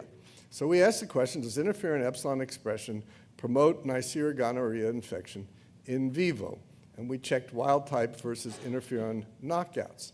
And this is the experiment I got, the experimental data we got. We have repeated this many, many times. This is actually very real. Wild type mice stay infected for, again, about 10 days, but the epsilon knockout essentially cannot be infected with Neisseria gonorrhea. It was very rapid clearance. It was statistically highly significant. And if you took the epsilon knockout and you lavaged it with recombinant interferon epsilon, they look like normal mice. So it's a surface effect. You can put interferon epsilon topically in the vagina of the mouse, and you can now infect them. Not only can you do that with interferon epsilon, but you can take recombinant interferon beta and inject that into the vagina of the mouse and fix the phenotype. So something is happening. Interferon signaling is necessary in the female urogenital tract in order to infect with gonorrhea. So this is the model that gonorrhea drives TOL4, drives sting, interferons are generated, they come back through IFNAR, they activate the ISGs, and they do something to affect gonorrhea infection. So we want to know what was the mechanism of accelerated gonococcal clearance in epsilon knockouts and IFNAR knockouts. Was this perhaps due to leukocyte recruitment? And many people here, those of you who are doctors in the audience, have seen smears like this when we were forced to rotate through sexually transmitted disease clinics. And this is what a smear looks like from a typical male who comes in with acute gonococcal urethritis. See all those neutrophils there. Now, I was taught in medical school those neutrophils are there to protect us, to kill the bacteria and everything. But actually, you look at this slide and you say, there's something weird here. Look at that neutrophil, and that neutrophil, and that neutrophil. They're not killing gonorrhea. Those gonorrhea are multiplying like crazy. In any case, we decided to ask in the mouse, what was the relationship between neutrophils and epsilon? So we took the epsilon knockout, and we wiped out their neutrophils, and absolutely nothing happened. Okay, so it wasn't happening through neutrophils. And we did the same thing with T cells, and we did the same thing with NK cells. So it wasn't a leukocyte effect. And again, this goes with the idea that everything is happening at the epithelial surface. So what about epithelial cell function? Well, I have to tell you at this point a little bit about gonorrhea. So gonorrhea is like Captain America. Captain America, he walks around with his vibranium shield, which protects him from everything. Well, gonorrhea doesn't have vibranium, but gonorrhea has sialic acid. So this forms the vibranium shield for the gonococcus. Okay, and in some of these slides you'll see it's referred to as sialic acid, and others you'll see it's CMP-Nu5AC, but it's sialic acid, okay? And what the gonococcus has is it's got this sialotransferase, all right? And this sialotransferase takes sialic acid and puts it onto the lipooligosaccharide of gonorrhea, and that protects gonorrhea from a lot of things. Now, one thing about this sialic acid is the bacteria doesn't have the enzymes to make sialic acid. So it steals sialic acid from the host. It steals sialic acid from the vagina and the cervix to cap the gonorrhea and to protect it from various host things. So it's been shown by my colleague Sanjay Ram that there is an antimicrobial peptide known as CAMP that specifically kills gonorrhea in the urogenital tract. So when gonococcus sialylates its LPS, it enhances its resistance to this cathelicidin. So this is the idea, is the gonococcus puts this sialic acid, remember that's sialic acid, puts sialic acid on its LOS, and this makes it resistant to a lot of things that kill gonorrhea. Now these three things are, because of the type of animal model we made, we're using, for example, the effect of complement aren't important in this animal model, but cationic peptides basically are responsible for killing the sialic acid, and in particular it's this CAMP, which is also known in humans as LL37. So we took a mouse that was a CAMP knockout, okay, and we treated it with antibody to the IFNAR receptor for gonococcus. So here is the wild type animal that's been treated with anti-IFNAR, and here in green is the CAMP knockout that's been treated with anti-IFNAR. And notice the anti-IFNAR now has no effect whatsoever. And this is a hard thing to get your head around. This is not a simple concept. But in any case, what this shows is that if you don't have CAMP, you're not going to have this phenotype. The interferon phenotype depends on the normal expression of cathelicidins. And that means that what we're seeing here seems to be related to sialic acid. Again, the gonorrhea, it uses this transferase to put sialic acid onto the bacteria that protects it from the effects of antimicrobial peptides, in particular this protein called CAMP. So we asked the question, does interferon epsilon signaling promote Neisseria gonococcal sialation and immune evasion by CAMP? And in fact, if we look at the interferon epsilon knockout and we look at the expression of sialation on the surface of the LOS, it isn't there compared to wild-type mice. And this is I'm going to actually skip that experiment. What we also discovered is that if you take the interferon epsilon knockout, and instead of putting interferons in there, we put sialic acid, we lavage sialic acid into the vagina, that you flip the phenotype as well. So adding sialic acid mimics what happens when you add type 1 interferons. So here we have the hyposialate LOS, that's the stuff that you get from the plate, and you have CAMP, which is able to kill it. But if you sialylate the gonococcus, so that you get sialylated LOS, it becomes resistant to CAMP-mediated killing. So I said the host is what makes sialic acid, and it does so with an enzyme called CMAS, CMP sialic acid synthetase, known as CMAS. This, you can't make a knockout in CMAS because you need sialic acid on all your cells, or else complement would kill you very quickly. Sialic acid is ubiquitously expressed in mammals to protect them from complement. But you can look at CMAS levels. And here, I think the data that's important is right here. We look at sham-treated mice or estrogen-treated wild-type mice and the levels of CMAS using a PCR approach, and those go up. If we look in the interferon epsilon knockout mouse and we give it estrogen, nothing happens whatsoever. So CMAS levels do not go up in the interferon epsilon animals, suggesting that CMAS mRNA levels are regulated by estrogens via interferon epsilon. So actually, I'm going to use this final slide here, promised final slide, just to recap what I've told you. Estrogen induces interferon epsilon expression in epithelial cells. Interferon epsilon signals via the type 1 interferon receptor. This drives CMAS, which drives the production of sialic acid. This sialic acid is captured by Neisseria gonorrhea in the female urogenital tract to become sialylated and becomes resistant to killing by antimicrobial peptides. All right, that's it. This is Sunita Gulati, who led this team of people who did mouse experiments. My co-investigators, Paul Herzog, Sanjay Ram, and Evelyn Kirk-Jones, the people who did the work, whose names I won't go over.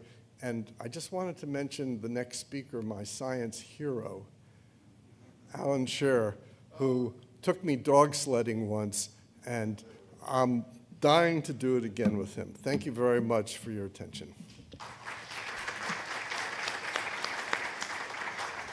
Great, Alan. Oh, Alan, Doug. Questions? I have a question. So interferon blocks the enzyme that transfer? No, interferon drives the enzyme that makes the sialic acid. Whoops, there's my 25 minutes. I timed myself. Interferon drives the enzyme that makes the sialic acid, making it available to the gonococcus to pick up. Yeah, but interferon makes the mice more susceptible to the gonorrhea, right? Right, because they can become sialylated and then they become resistant to antimicrobial peptides. Oh, yeah. So, yeah, I told you it's complicated. because All right, so if the you bacteria, have if the interferon- bacteria go in and there's no sialic acid, Right. then they don't become sialylated, Right. and the antimicrobial peptides are going to kill them. Right. If you have an epsilon knockout, you can't make sialic So acid. what interferon blocks that prevent sialylation of the bacteria? What's the... Epsilon. Yeah, but what's the interferon, how interferon epsilon blocks sialylation of the bacteria? Because you need to have epsilon to drive the production of the enzyme that makes sialic acid in the vagina. Okay? Right. If you don't have type 1 interferon, you don't make large quantities of sialic acid. There's not much for the gonococcus to pick up, to sialate itself, to prevent itself from being killed by cathelicidins. Okay, and, yeah, Ricardo, can I ask a question? yeah, sure. Yeah, very nice, though. Story is really interesting. So, did you mention that for other bacterial pathogens and virus, there is a protective effect of type 1 interferons? So you think in the case of chlamydia, there is also a protective effect, which is kind of blunted by the... That's right. You know what that says? We're not going to cure gonorrhea by giving people antibodies to type 1 interferons, because if we do so, their chlamydia and herpes simplex are going to go out of control. Because clinically speaking, 50% of people, about 50% of people who have gonorrhea have chlamydia infections at the same time. So you can't use that approach. However, for those of us who think about antibiotics, you notice there's this sialic acid transferase. I think if you block that enzyme, you would have an antigonococcal antibiotic. So there's hope. Or you can not have sex or wear condoms. It's another way to... Okay, thanks a lot. So finally, our last speaker.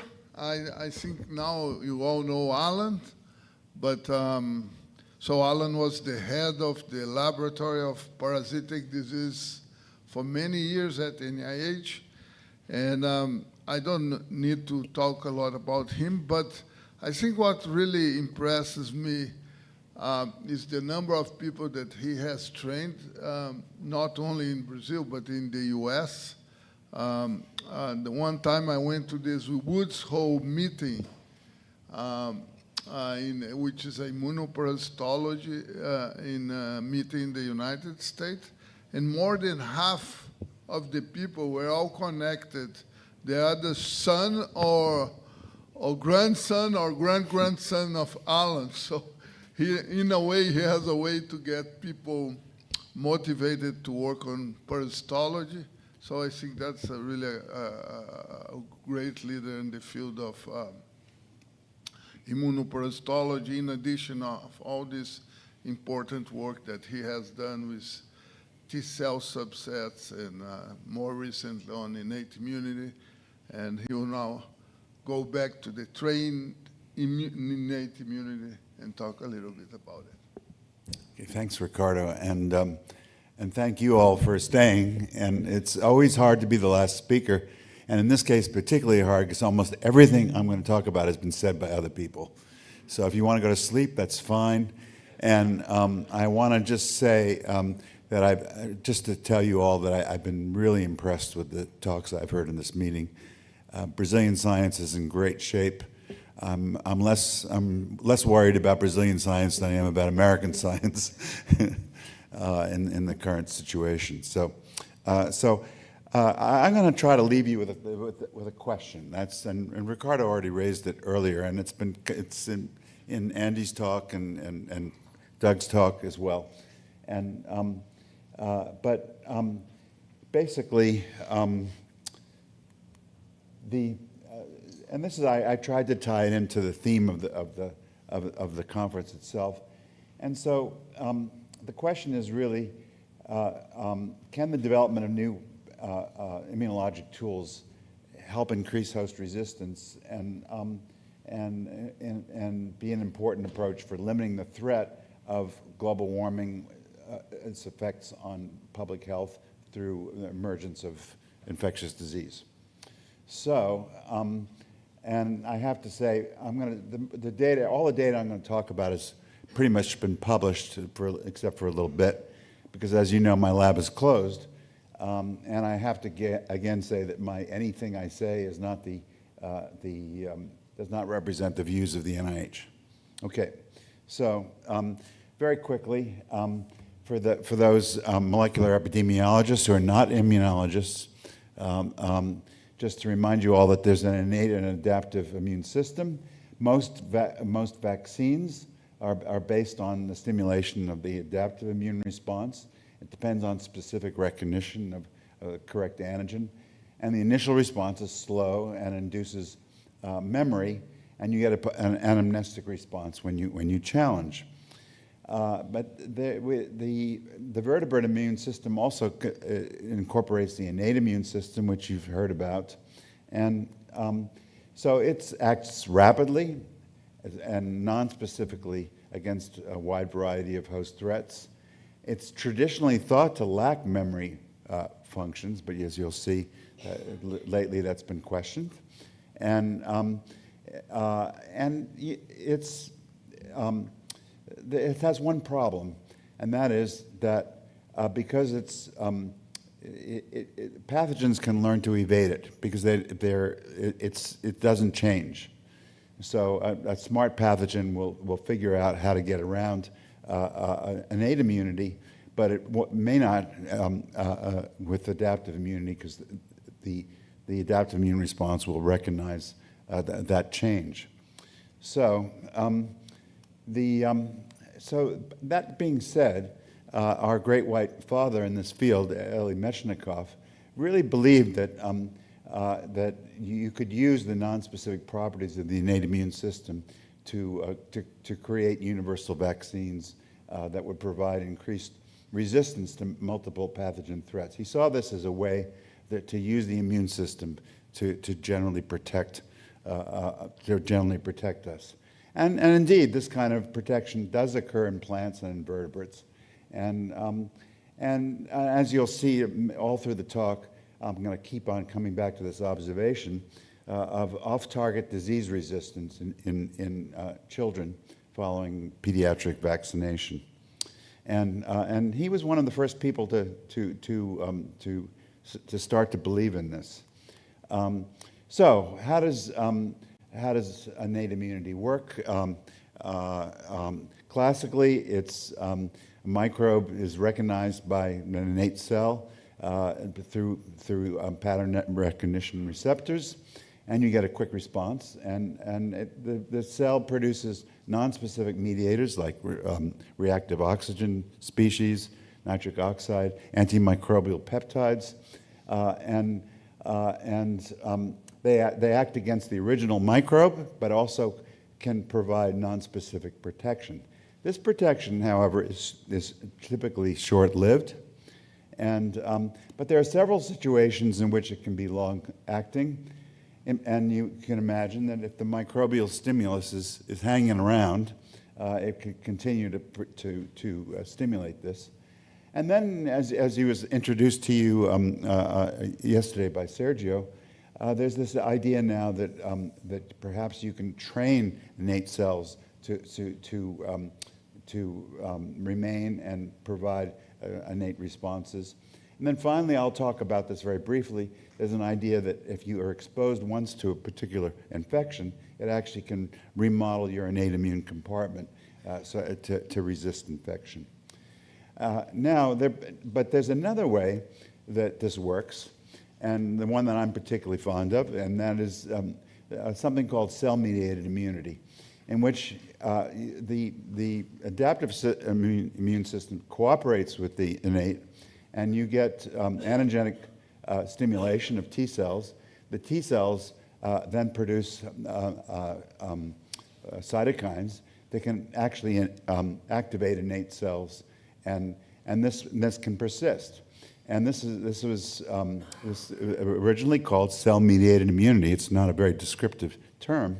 And the person who really is the great white father of that concept is a wonderful, my own scientific hero, is a guy named George Macinus, who was a TB clinician who worked at the Trudeau Institute and developed this concept of cell-mediated immunity and showed that it actually works. So lots of debate about this topic, in particular the topic of memory, and that's what I'm going to be focusing on a lot. Okay, so now this is where you're going to hear stuff that you've heard before and from Sergio yesterday, but I'll go through it again very quickly. And the focus of this talk is going to be on BCG. And what is BCG? It's a not-so-good TB vaccine with potent non-specific effects on host resistance. And what this talk is about is what the hell is BCG doing? And so it's a live attenuated strain of M. bovis, and it was developed by these two people, Calmette and Guerin, in the Pasteur Institute in Lille, and was first deployed as a vaccine to prevent tuberculosis in 1921. It was later deployed against leprosy.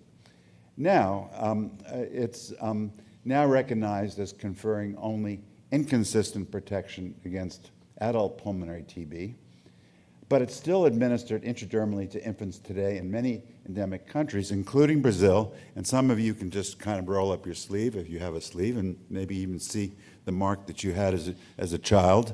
And today, it's given routinely in countries like Brazil to infants that are 1 year or less. It's part of those vaccines, those WHO vaccines that are given universally. So, but the point is, it only protects you against extrapulmonary TB, and primarily in children. It's not protecting you right now against TB. It doesn't work in adults, or it does so quite sporadically. Okay, so however, there were these early observations that that BCG has potent non-specific effects on host resistance. And this actually was Calmette who first made this, had this observation. And what he saw was that people who got the vaccine, the children seemed to be healthier. That's the basic point here. And you can think of lots of explanations for this that have nothing to do with immunology, but that's what he saw. And but the concept was proven first, first scientifically proven, I believe, by Old and Benassareff, who showed that BCG, if you give it to mice that have tumors, can actually reject, can promote the rejection of the tumor, and this eventually became an actual tool in the treatment of human bladder cancer. And you heard about this from Sergio yesterday. They instill BCG in the bladder, and it helps promote the clearance of the bladder cancer. It's still given today. I know people who've had the therapy. So, and then my heroes, Blandin and Macinus, demonstrated that BCG immunized mice display off-target resistance. You can take those mice that have been given BCG and give them other bacterial infections, and they are resistant, and they're working through this concept of cell-mediated immunity, in which T cells activate innate cells to produce non-specific mediators that limit infection. Okay, everybody with me? Let's go. So you might just think about it very simply as this: that BCG has two properties. It's a specific vaccine because it has MTB antigens that cross-reacts, and so you have classic adaptive immunity there. But it also has some these non-specific effects that presumably involve the innate immune system, and we don't know what they are. There's lots of work trying to understand what that is. And so think about it. You got two things that BCG does, and I'm going to ask the question, are they related in any way? Okay, so as you heard yesterday, and Ricardo just mentioned it again, it turns out that BCG has another more recent fame, and that is it's the paradigmatic, is that a word, Doug? I don't know. Paradigmatic stimulus for trained immunity, which means nonspecific effector memory intrinsic to innate immune cells. And this is the work of Natea, who's the father of that concept. It's a kind of buzzword in immunology at the moment. If you want to get a grant, you put trained immunity in the title of your grant, and you get the grant. What they did is they went back over this old literature and repeated a lot of the observations. And to me, the most powerful one is viremia following yellow fever vaccine challenge, where they took people who were vaccinated with BCG and gave them the vaccine, which you can do, it's a virus, and measured the viral loads, and BCG, sure enough, protected against the vaccine. And then, as Sergio showed you very nicely yesterday, following BCG vaccination, if you take human monocytes or bone marrow-derived macrophages in mice, they display enhanced cytokine production in response to nonspecific microbial stimulation. You can take these cells, like macrophages, and you give them the stimulus again, the innate stimulus, and they give a much better response, suggesting that they've been trained to respond better. And then there's this observation, which is that these cells are genetically modified. They have epigenetic and transcriptional changes, which the trained immunity people want to argue is why they have this long-lived property of being able to respond. Okay, so now this was mentioned by Sergio yesterday, and it's the work of a colleague of mine, and Maz Devangi, and what he showed was that he was trying to get at the mechanism of trained immunity, and he showed that actually, if you inject BCG intravenously into mice, you can actually see an effect on bone marrow, and in particular on the generation of myeloid precursors to get monocytopoiesis, and he presented some evidence that this provided nonspecific protection. But the important thing about this that and I asked the question to Sergio in his talk, this effect was not seen when he gave BCG by the conventional subcutaneous route. He had to inject the mice with BCG intravenously to see this training, as they call it, okay? So now that was very interesting to me, and it was particularly interesting to me because of something else, because I had some other colleagues who were working on TB, which is a major interest in my group, and they had done a study with BCG that was very interesting, and it was a study in rhesus monkeys, which are supposed to be a much better model of human tuberculosis than mice are. And this is the work of Trish Dara and Bob Sater, and also Joanne Flynn at University of Pittsburgh. And what they did was to give BCG by different routes. And lo and behold, when they gave it in a high dose, intravenously, they got almost complete protection.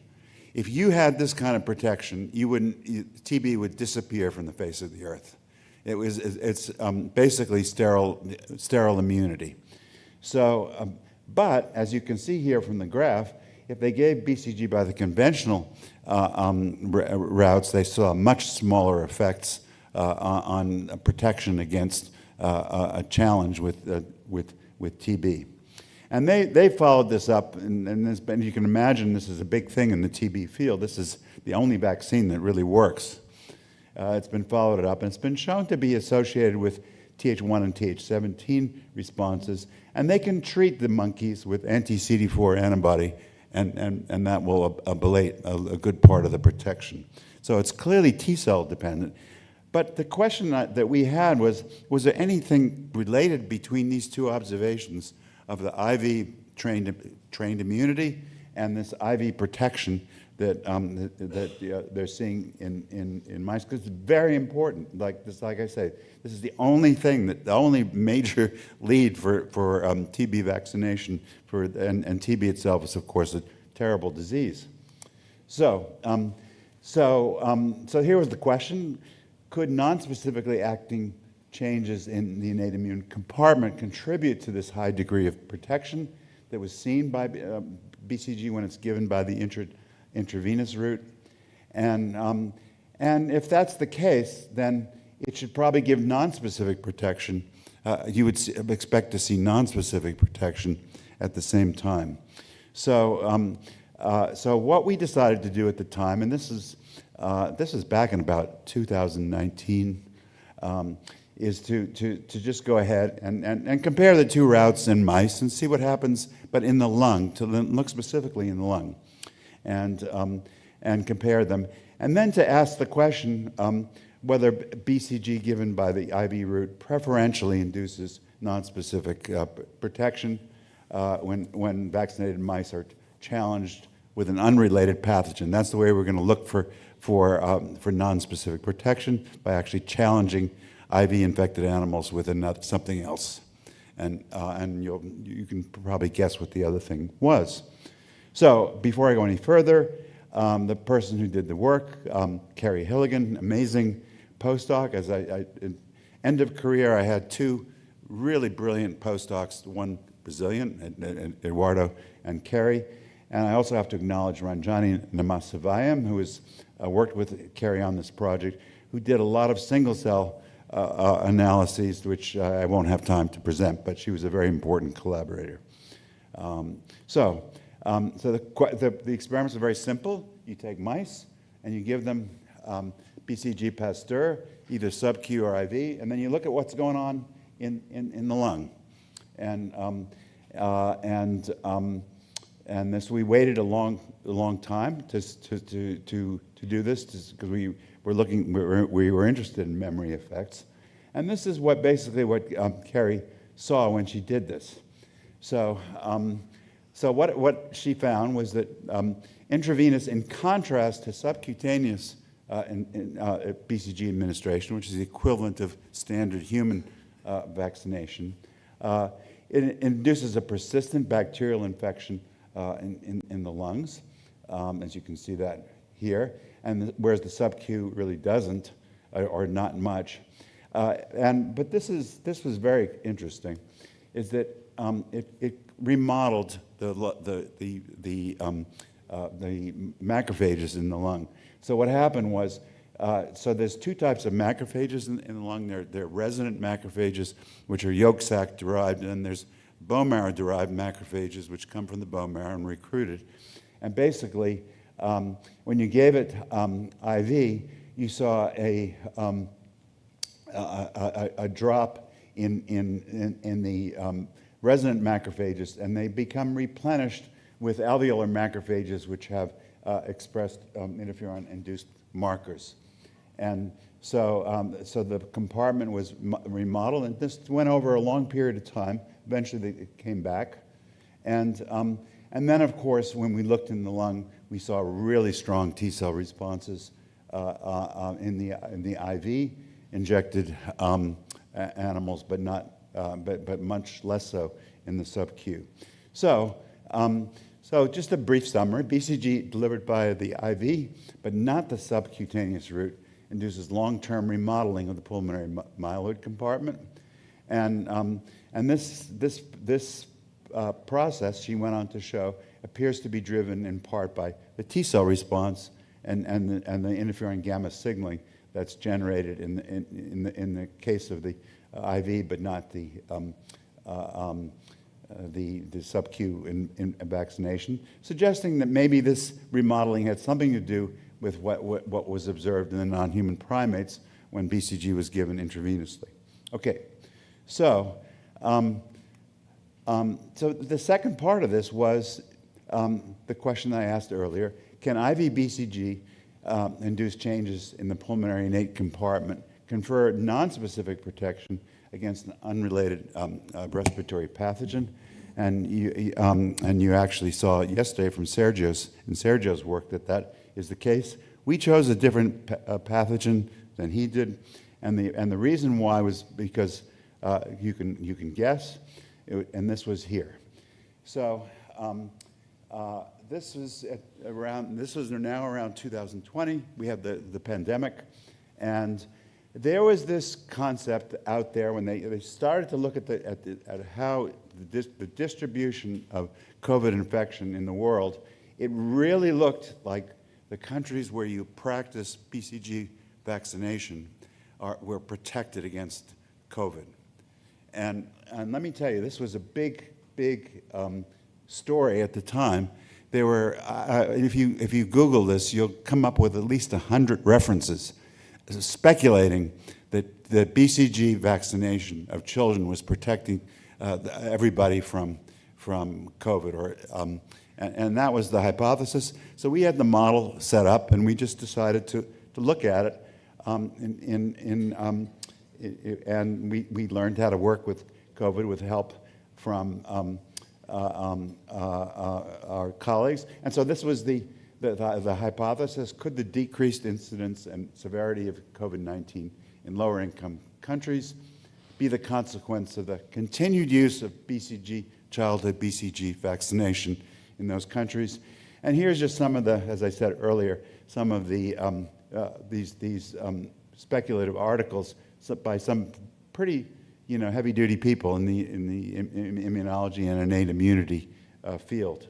So what we did is to actually do the experiment. You've already heard about the K18 model from a number of investigators, but just to remind you the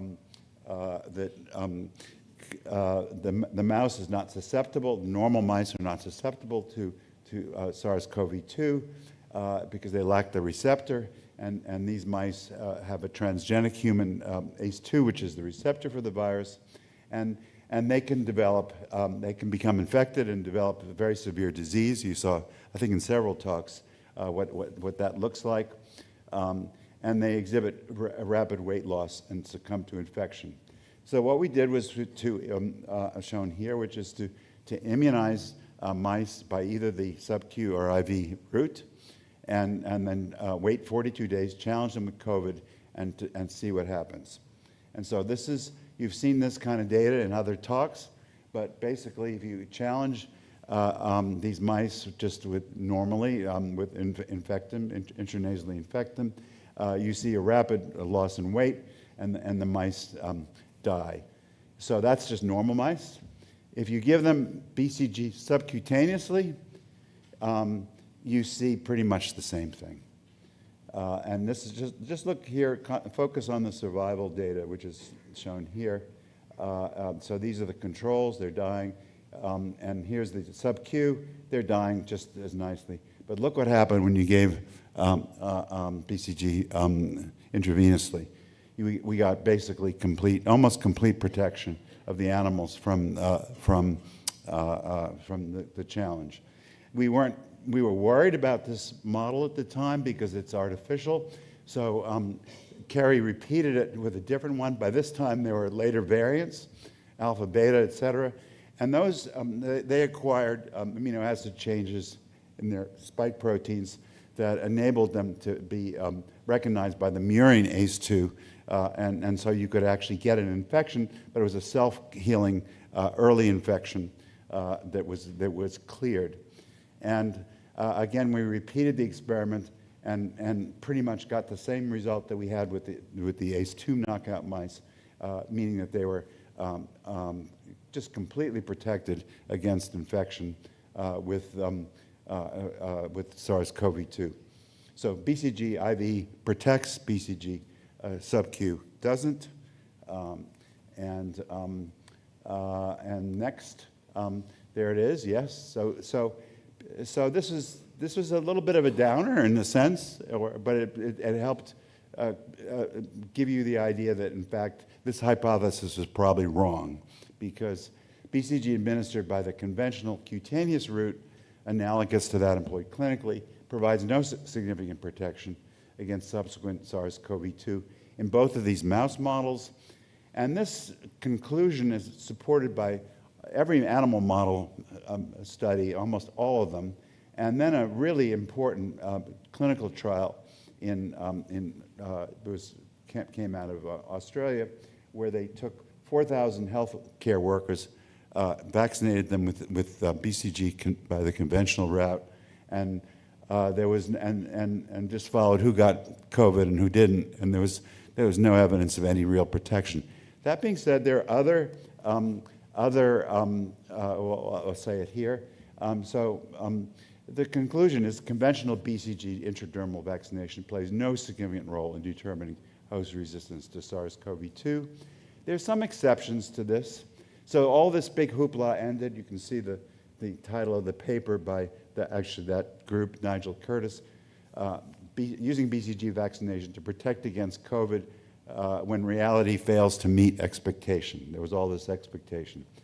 There's still some epidemiological evidence. There's a group here in Brazil that has presented some data that disease severity is less in patients or individuals who had BCG vaccination.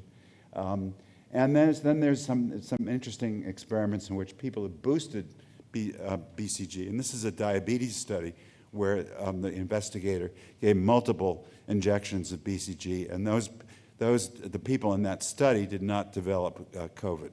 So there may be some effect, but it's not what was originally proposed. Okay, so however, as I said, intravenous BCG works. And in contrast to sub-Q, you get, it reduces the viral loads in the mild mouse model as well as the lethal. And that effect has been confirmed by multiple groups, and it's also been shown to actually work against other respiratory viruses, and in particular flu. So this is a real effect of IV BCG. At least in the mouse model. And so you're probably thinking, hell, this is great news, fantastic. We can just simply go around and give everybody BCG intravenously, and they're not going to get COVID. So there's a problem, and I mentioned this yesterday in response to Sergio's talk, and that is as follows, and that is BCG vaccination by the IV as opposed to cutaneous route is currently not a clinically acceptable practice. And you can imagine there's a lot of people who would like to give BCG intravenously, but can't because it's not, they can't get their protocols approved. So that's kind of a downer, but we went ahead and we asked the question, can the study of our IV BCG models reveal new mechanisms of innate resistance to SARS-CoV-2 that might confer off-target protection to other pathogens? So this is what we did. And we started out with a very simple hypothesis, and this is going to really fit in nicely with Andy's talk, and that is that IV BCG primes the lung for enhanced, accelerated type 1 interferon response. So in other words, it's like Hiltonol. It's going to induce, give you a nice type 1 interferon response, and and we know that type 1 interferon works against COVID. In fact, COVID actually suppresses type 1 interferon to start its infection. So that would be a very attractive hypothesis. But that's not what we found. And I wanted to just show this. This is really fun. I always say some histology tells you more than a million facts plots. And this just shows you what the lung looks like. So on the right here, you can see the BCG granuloma that's formed in the lungs of these mice. And then here's the virus, which we stained for. And there's this no man's land. And we saw this all around the lung. Wherever there was BCG, a reaction to the BCG, there was no virus. So it looks like something is diffusing out of that lesion that is preventing the growth of the virus. So, so that made sense. And type 1 interferon would be a logical candidate. The problem is that, and we knew this from the beginning, that BCG is a very poor inducer of type 1 interferon. And if anything, it actually suppresses the type 1 interferon response to the virus, as shown here. So it really isn't, type 1 interferon is not a good candidate here. However, at the same time, we knew that interferon gamma was being stimulated. I mentioned this before. And so we looked at interferon gamma, and sure enough, there's a very strong response to IV BCG, shown here, but not to subcutaneous BCG. And if anything, it persists after the challenge infection. So that, and then Kerry showed, I'm not going to show the data, but over 70% of that interferon came from CD4 T cells, with the remainder from CD8 T cells and NK cells. So that led us to start thinking differently. And this could a pre-existing BCG-induced interferon gamma response in the lung functionally replace type 1 interferon? We know type 1 interferon works. Maybe gamma can do the same thing. And there wasn't any literature on this. Gamma had never been shown to have any effect on SARS-CoV-2.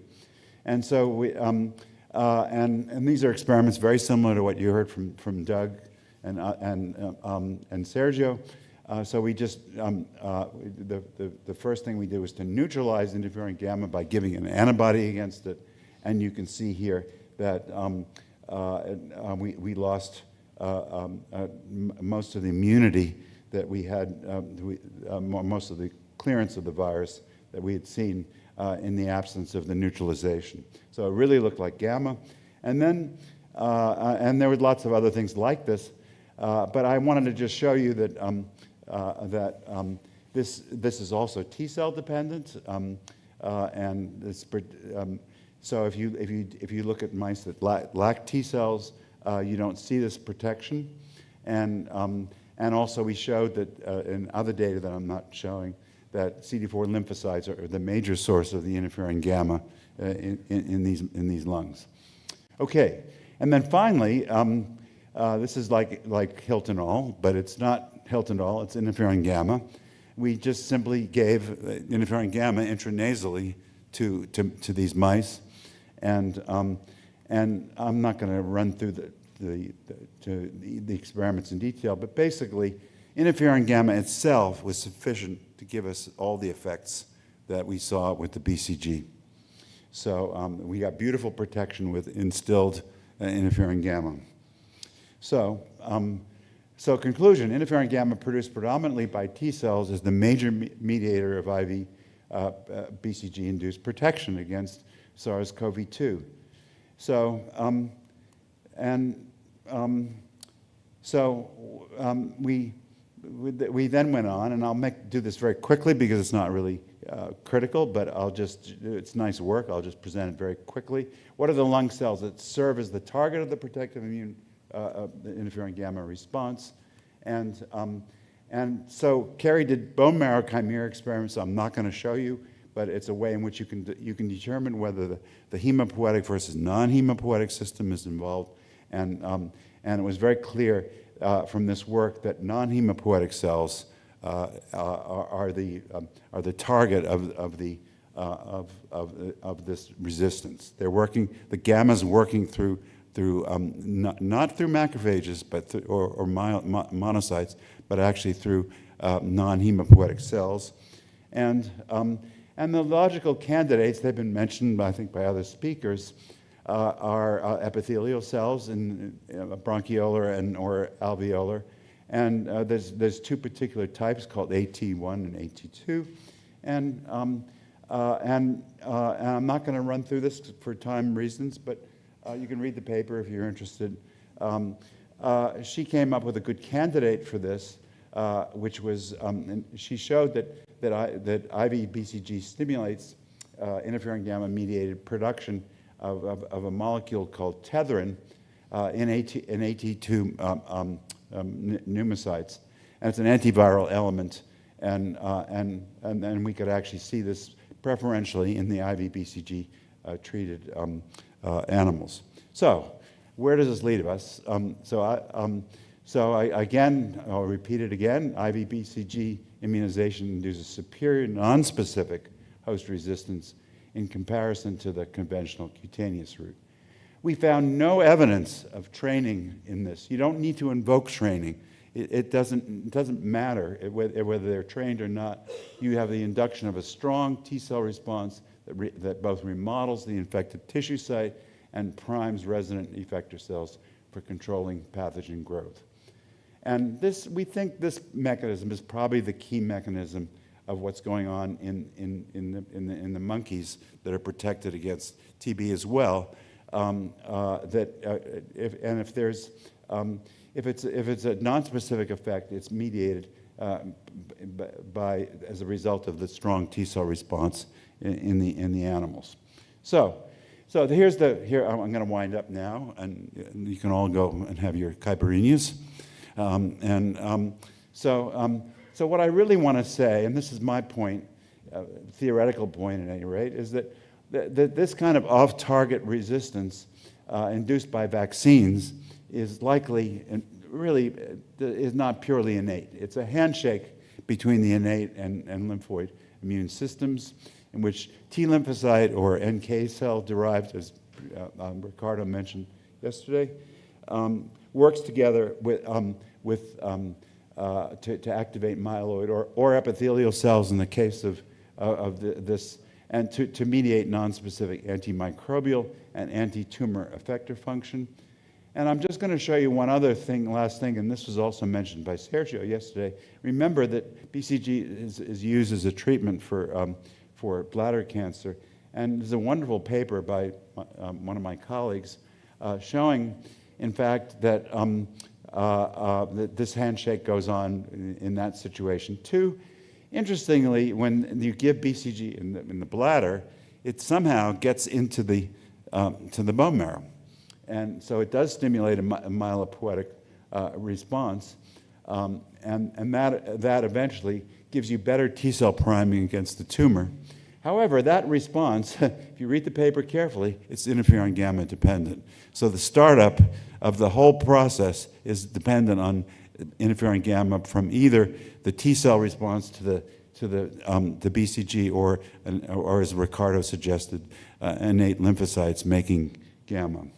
Okay, so here's the question, and the question that was raised for the whole session, I think, actually. Can BCG or other pathogen-targeted vaccines be repurposed to provide effective nonspecific resistance?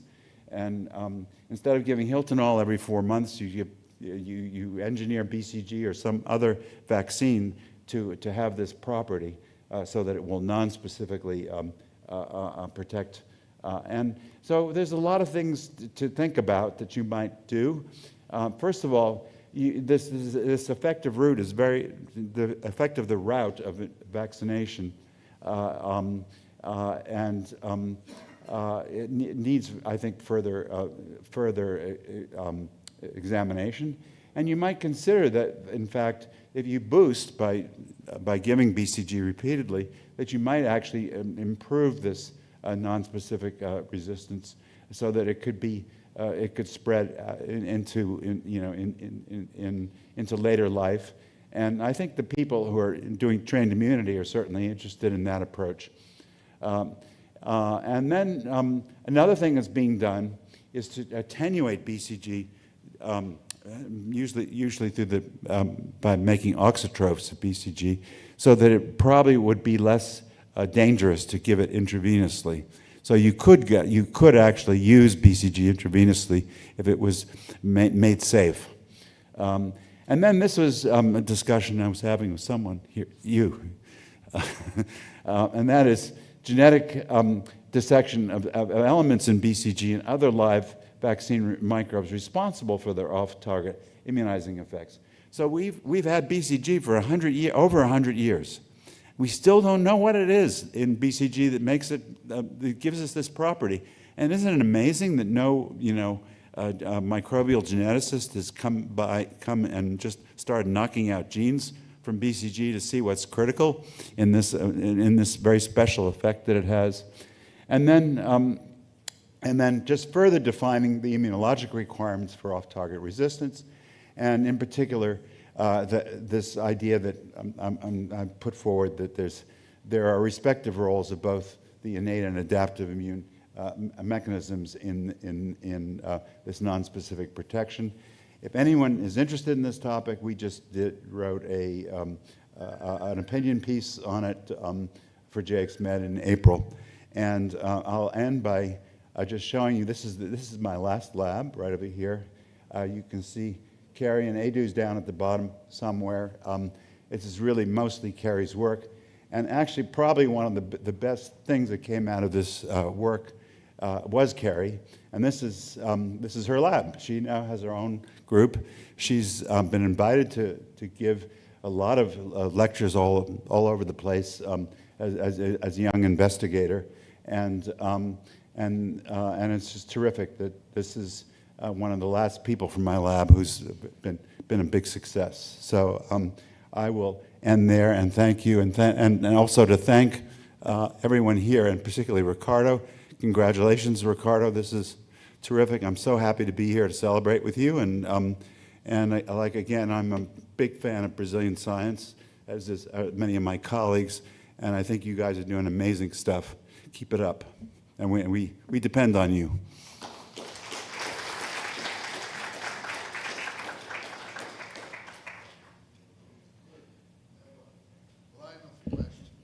He's going to give me a tough question. I can see this coming. I guess I wanted to start by asking Ricardo for a job. Can I have one too while you're there?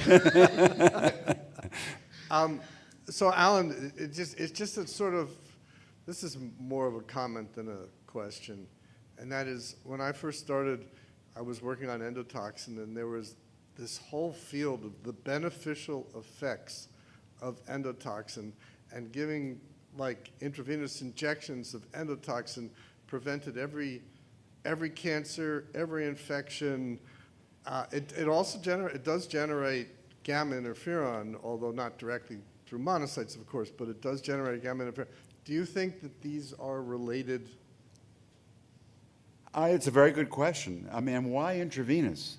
In those experiments, if you gave it intraperitoneally or intradermally, were there any effects? Yeah. So first of all, I didn't do these experiments. I know, but you read the literature. But if you give LPS intraperitoneally, it's in the blood within about 15 seconds. Right. So that's a very difficult question. It's not like a big bacterium. It gets right in. So. Well, I think, if it's a respiratory pathogen you're talking about, it makes sense because it's going to go to the lung. So, but I think I do believe, and this is where I am with the trained immunity people, I think there's stuff going on in the bone marrow. I even believe it, I'm going to talk to Ricardo about this with toxo. I think toxo actually gets into the bone marrow. I wouldn't be surprised if a lot of these pathogens do. So there's stuff going on there.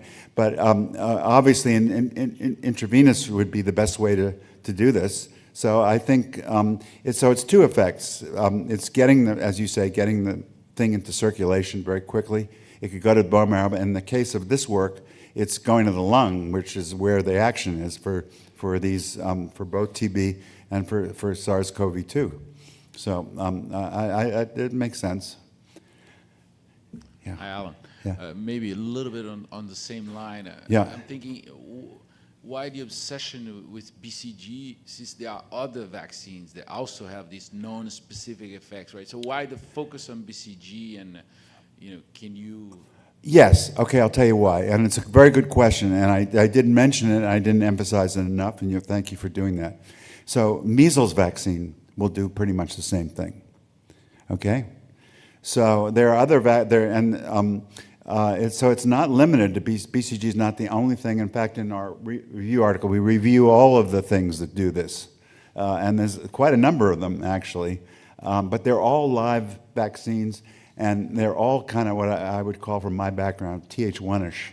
They induce, they're good inducers of that of T cells, and so I think that's. But why? No, But your question is a very good one. Why would we do BCG? Because BCG is given to so many people.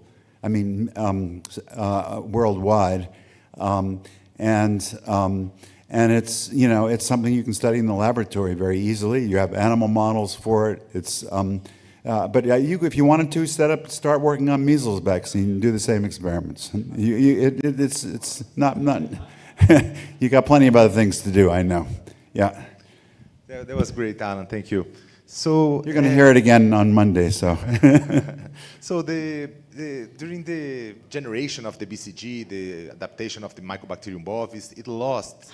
Yes. The bacteria lost the type 7 secretion system. Right? Yes. So for the bacterial pathogenesis, if you have a type 3 or type 4, those secretion system that connects the bacterial cell to the host cytoplasm, so they are much more efficient to trigger innate immunity, right? So all the intracellular sensors are much more highly activated if the bacteria has the secretion system. So I wonder if there is a BCG that has a type 4 secretion. Of course, it has to be attenuated, otherwise it's going to give people sick. But then it'll be a much better vaccine than the BCG, which lost the type 7 secretion system. What do you think about that? Well, I mean, we also discussed this in the review if you're interested. But I think that's the attenuation of BCG involves its failure to escape the phagosome, so I think that could be an element there. But I think you're thinking along the right lines. We have to be able to. We need to take BCG and dissect each of these cellular functions to see, and surprisingly, there's not been a lot of work done on this. Just what you're saying in terms of that particular pathway, ESX1 pathway, has been pretty well studied. But there's no real evidence that I'm aware of that it's critical for non-specific resistance. But this is a plea for more work in dissecting this bug, which is. It's been around for 100 years, and everyone gets you're all been shot up with this stuff. You should know more about it. Yes. Hi, wonderful talk as Thank usual. My question is kind of linked to your last answer. The subcutaneous injection of BCG and the protective effect is linked to the replication of BCG at the site of inoculation, right? And then my question is... it's got to be a live vaccine. Someone asked me this the other day. If you kill BCG, it doesn't work at all for anything. So not for TB, not for non-specific protection, anything. It's not a question of some molecule sitting in BCG. It's something about the way, on Dario's comment, about the way it's delivered that's critical. But if you kill BCG, would have the same effect given intravenously? It doesn't do anything. Okay. It's got to be live. So it's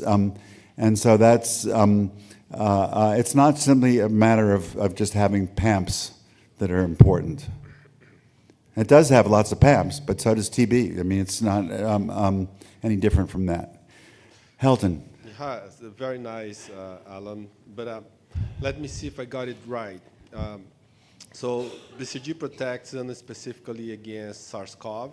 Yes. It's when given intravenously, but not at all by the cutaneous route, unless perhaps if you boost and boost and boost. Yeah. It's mediated by interferon gamma.